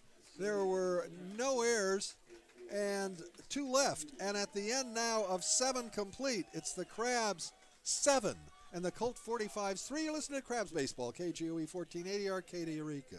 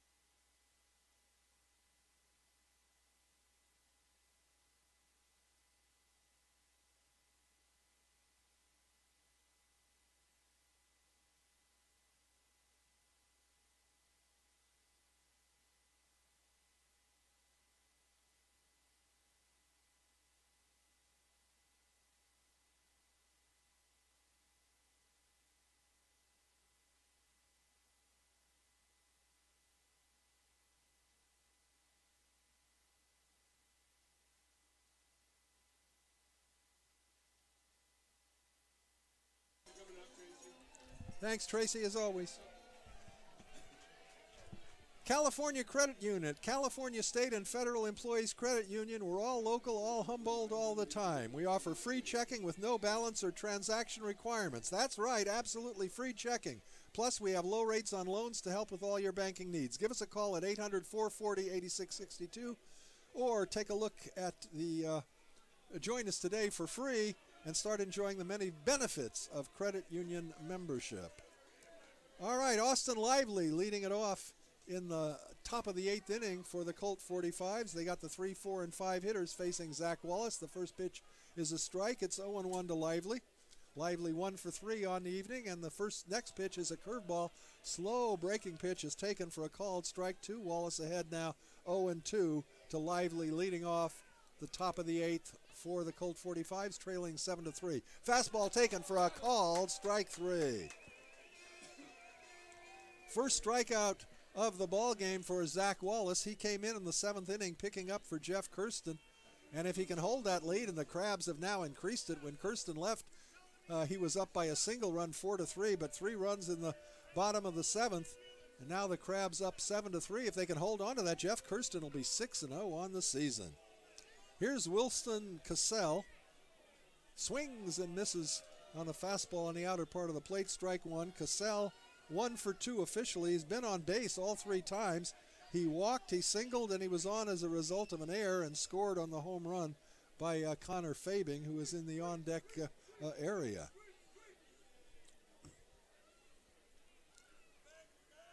Boy, you talk about the highs and lows of baseball. The man on deck, Connor Fabing, struck out to end the first inning with 2 men on.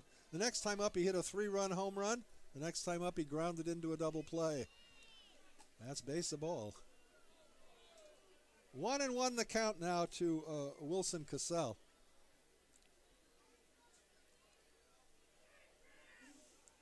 Here's the 1-1. Swing and a miss on a fastball, 1-2. Want to mention a wonderful article in the current issue of Sports Illustrated. It's called The Last Cowboy.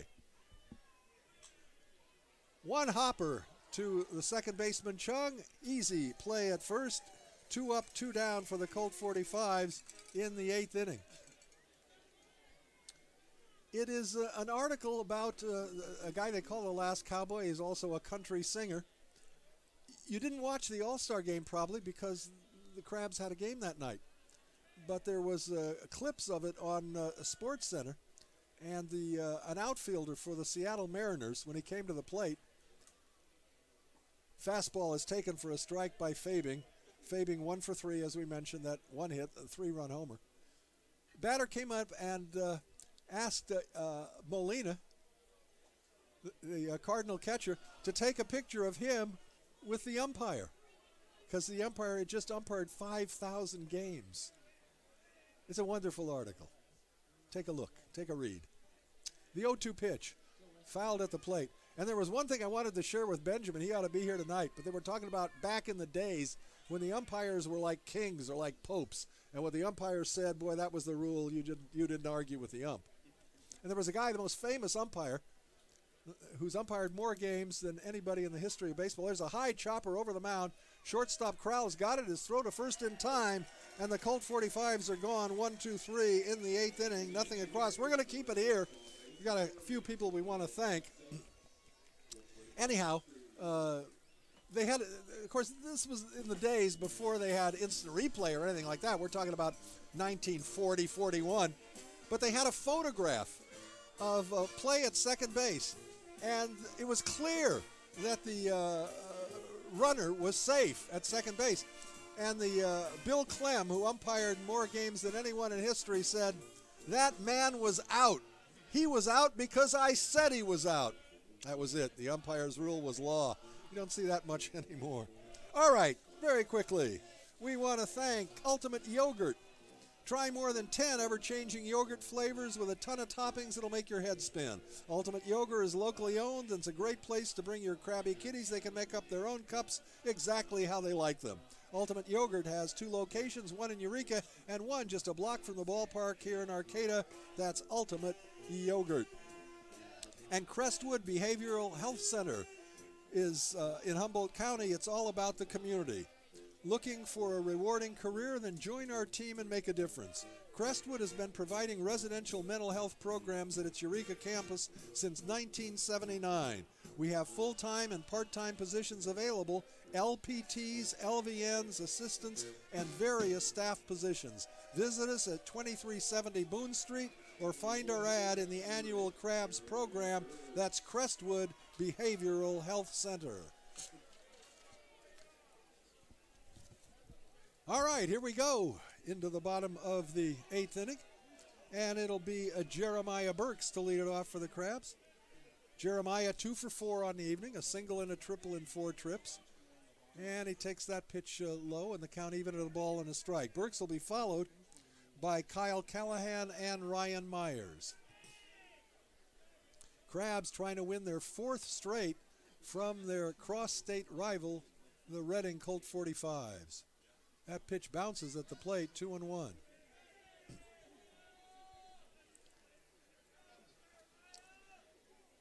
Two and one to Jeremiah Burks.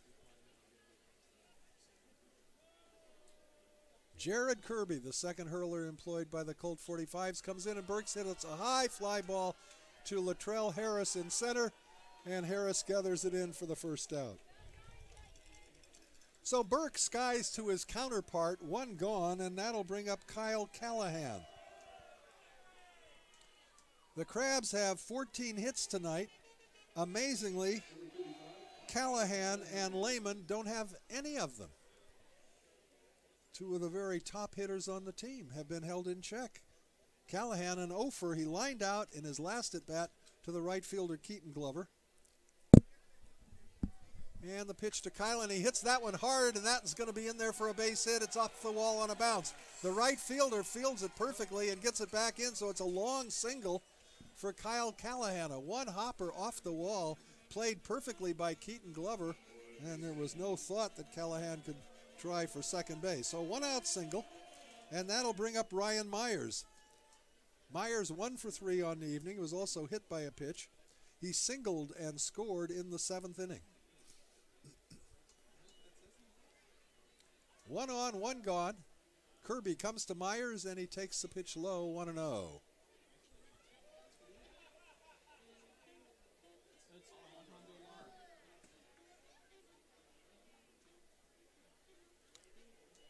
Alejandro Lara. 1-0 to Myers. The pitch.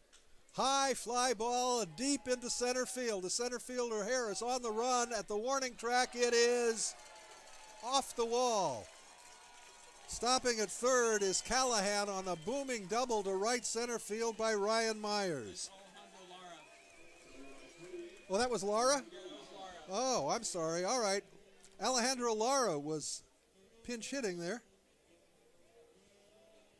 So Lara with a booming double moves Callahan to third. Crabs trying to add to their 7-3 lead. And here's Alex Aguirre. Aguirre a single and 2 triples on the night. He's scored twice. He's driven across one. Kirby's pitch, and it's fouled behind us. Strike 1. The Colt 45's tied the ball game in the top of the 4th with a 3-run home run. And then in the bottom of the 4th, Kyler Murphy, the birthday boy, put the Crabs ahead, and it turns out it's been the Crabs ahead since then. There's a foul back onto the screen, so the count now 0-2 to Alex Aguirre. 3 big insurance runs last inning in the Crabs' 7th to make it the 7-3 count that we have right now. Crabs at second and third, 1 out, and an 0-2 count to Alex Aguirre. Kirby's pitch. Aguirre fouls it back again onto the screen. We'll do it again, 0-2.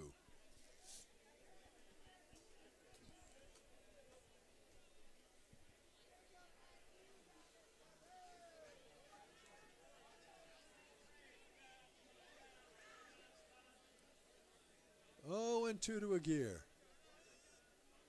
The 0-2 pitch. Fastball rides high, a ball and 2 strikes. Before we moved to Humboldt County, we lived in a place called the Inland Empire, Riverside, San Bernardino area, California. I can appreciate what it's like to come from 115 or 110 degrees into this kind of climate. It's kind of like, I can breathe again. Fastball again rides high. 2 balls and 2 strikes now on Aguirre. So I'm sure the Reading players are happy with the respite.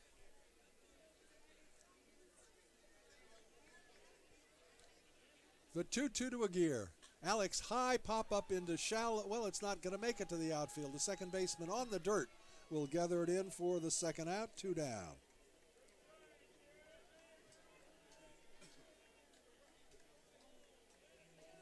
That'll bring up Kyle Blakeman. I am going to assume that Alejandro Lara will go in to play first base for Myers in the top of the 9th inning. All right, here's Blakeman. A double in 4 trips. Righty versus righty, and the pitch to Blakeman. Kyle fouls it behind us, strike 1. If you're looking ahead to the Colt 45's 9th inning, they've got the 6, 7, and 8 hitters.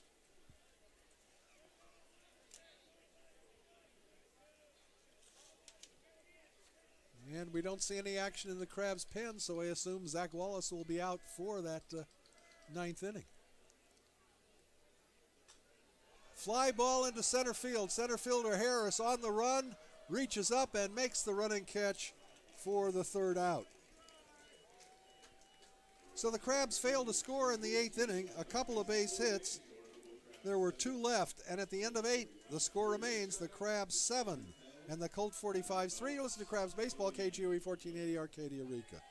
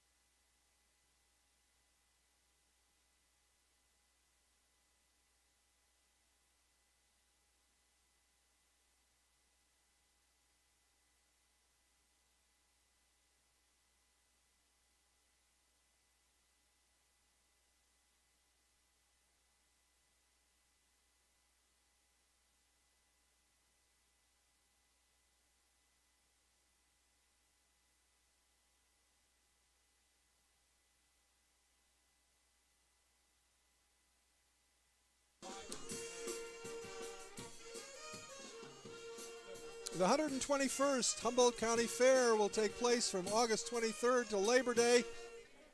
All kinds of fun. 4-H animals, games for the kids, all that yummy carnival food. Family friendly and super affordable. The fair is fun for all ages. It's located in the Victorian village of Ferndale. All right, top of the ninth inning, last hope for the Colt 45's, and the first pitch is swung on and missed by Jackson Murphy, who has not put the bat on the ball yet this evening. He has walked twice and struck out. He leads this club with 8 home runs, and it's the kind of guy you'd like to face with the bases empty. 1-1 the count to Murphy.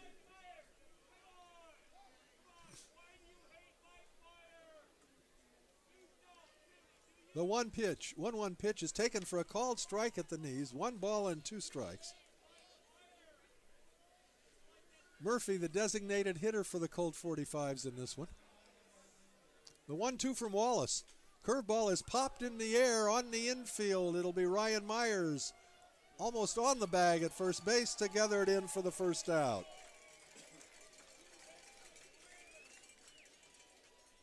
Murphy pops to Myers, 1 gone, and that'll bring up Thomas Alstrom. We got a new, oh, that's right. I keep forgetting that. Lara is now playing at first base rather than Myers, so it was Alejandro who made that catch on the pop-up. 1 down, and that'll bring up Thomas Alstrom. Right-handed hitter takes the fastball high and away. Alstrom 1 for 2 and a walk on the evening.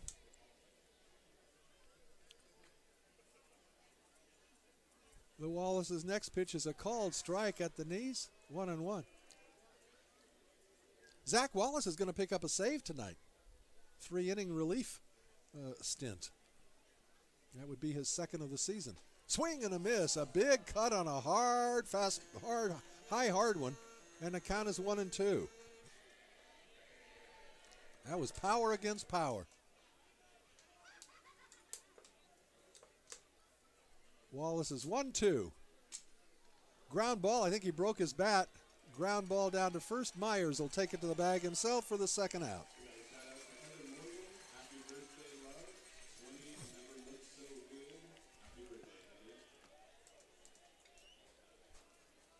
Well, we had, with 16 hits tonight, you can point to a lot of people, but I'd have to say we'll give player of the game this evening. We don't usually do that, but today, with a single and a home run and a walk and a great job behind the plate, we'll give it to the birthday boy, Kyler Murphy. What a great evening for Kyler. Swing and a miss on a fastball, 1 strike to Keaton Glover.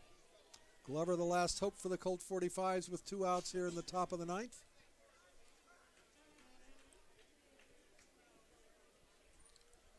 Wallace is 0-1. Again, a high, hard one waved at and missed.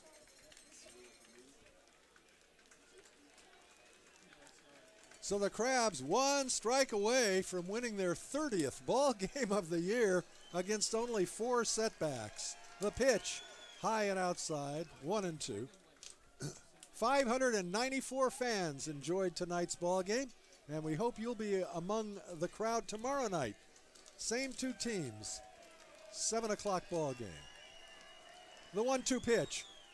High chopper to the third baseman. That's going to be a tough play. Barehanded toss, and it gets by the first baseman, and that will allow the runner to head over to second base. So call it an infield single for Glover and then an error on Callahan with his wild throw to first base. And again, if you're going to make an error, that's the time to do it. It's kind of inconsequential whether that runner's on first base or second, with a team trailing by 4 runs here in the bottom of the ninth. And they're calling Curtis Perrin back, and we're going to have a pinch hitter. And that is number 5. That is Coroner. K-O-E-R-N-E-R. Coroner. I don't know. Kerner, we're calling him? Ben Kerner. Ben Kerner hitting for Perrin.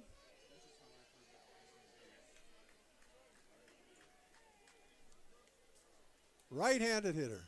Runner at second, 2 down. The pitch to Kerner is a fastball inside. It's 1-0.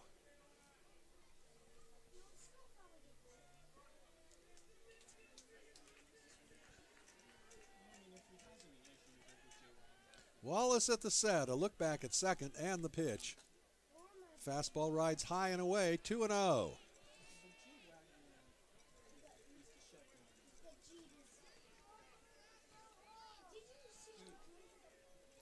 Glover, a little dribbler down the third base line. An attempted barehanded pickup. It was a barehanded pickup by Callahan, but then his throw was wide to first. So runner now at second base with 2 gone. The 2-0 pitch is swung on and missed, 2-1.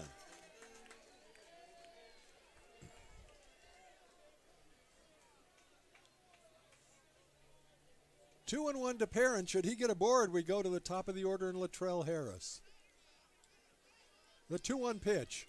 Oh, off-speed pitch. He changed up, and Ben Kerner was way out in front. Kerner pinch hitting for Perrin. 2-2 the count now. Wallace gets the sign from Murphy. The pitch. Fouled behind us. We'll do it again, 2-2.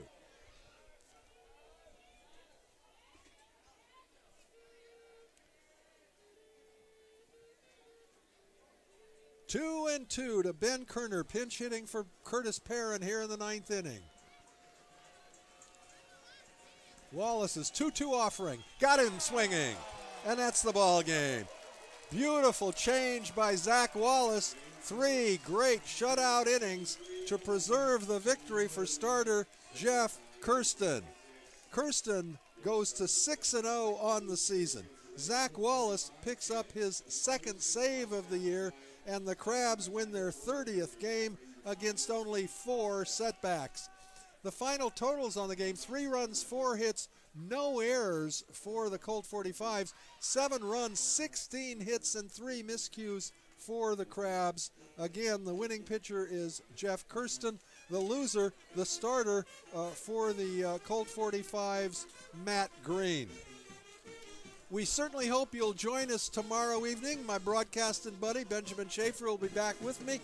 We look forward to another outstanding ball game. We had a lot of excitement at the park tonight, and we hope you'll be a part of all the action tomorrow evening. Not too many more times we can enjoy the summer game. Only 2 more weekends after this one, plus the midweek game. So if you've been thinking about getting out here and haven't made it yet, why don't we do it tomorrow evening? That'll do it from the ballpark. For the Warners and me, Hoke Holcomb, we're rounding third and heading for home. Good job, baby.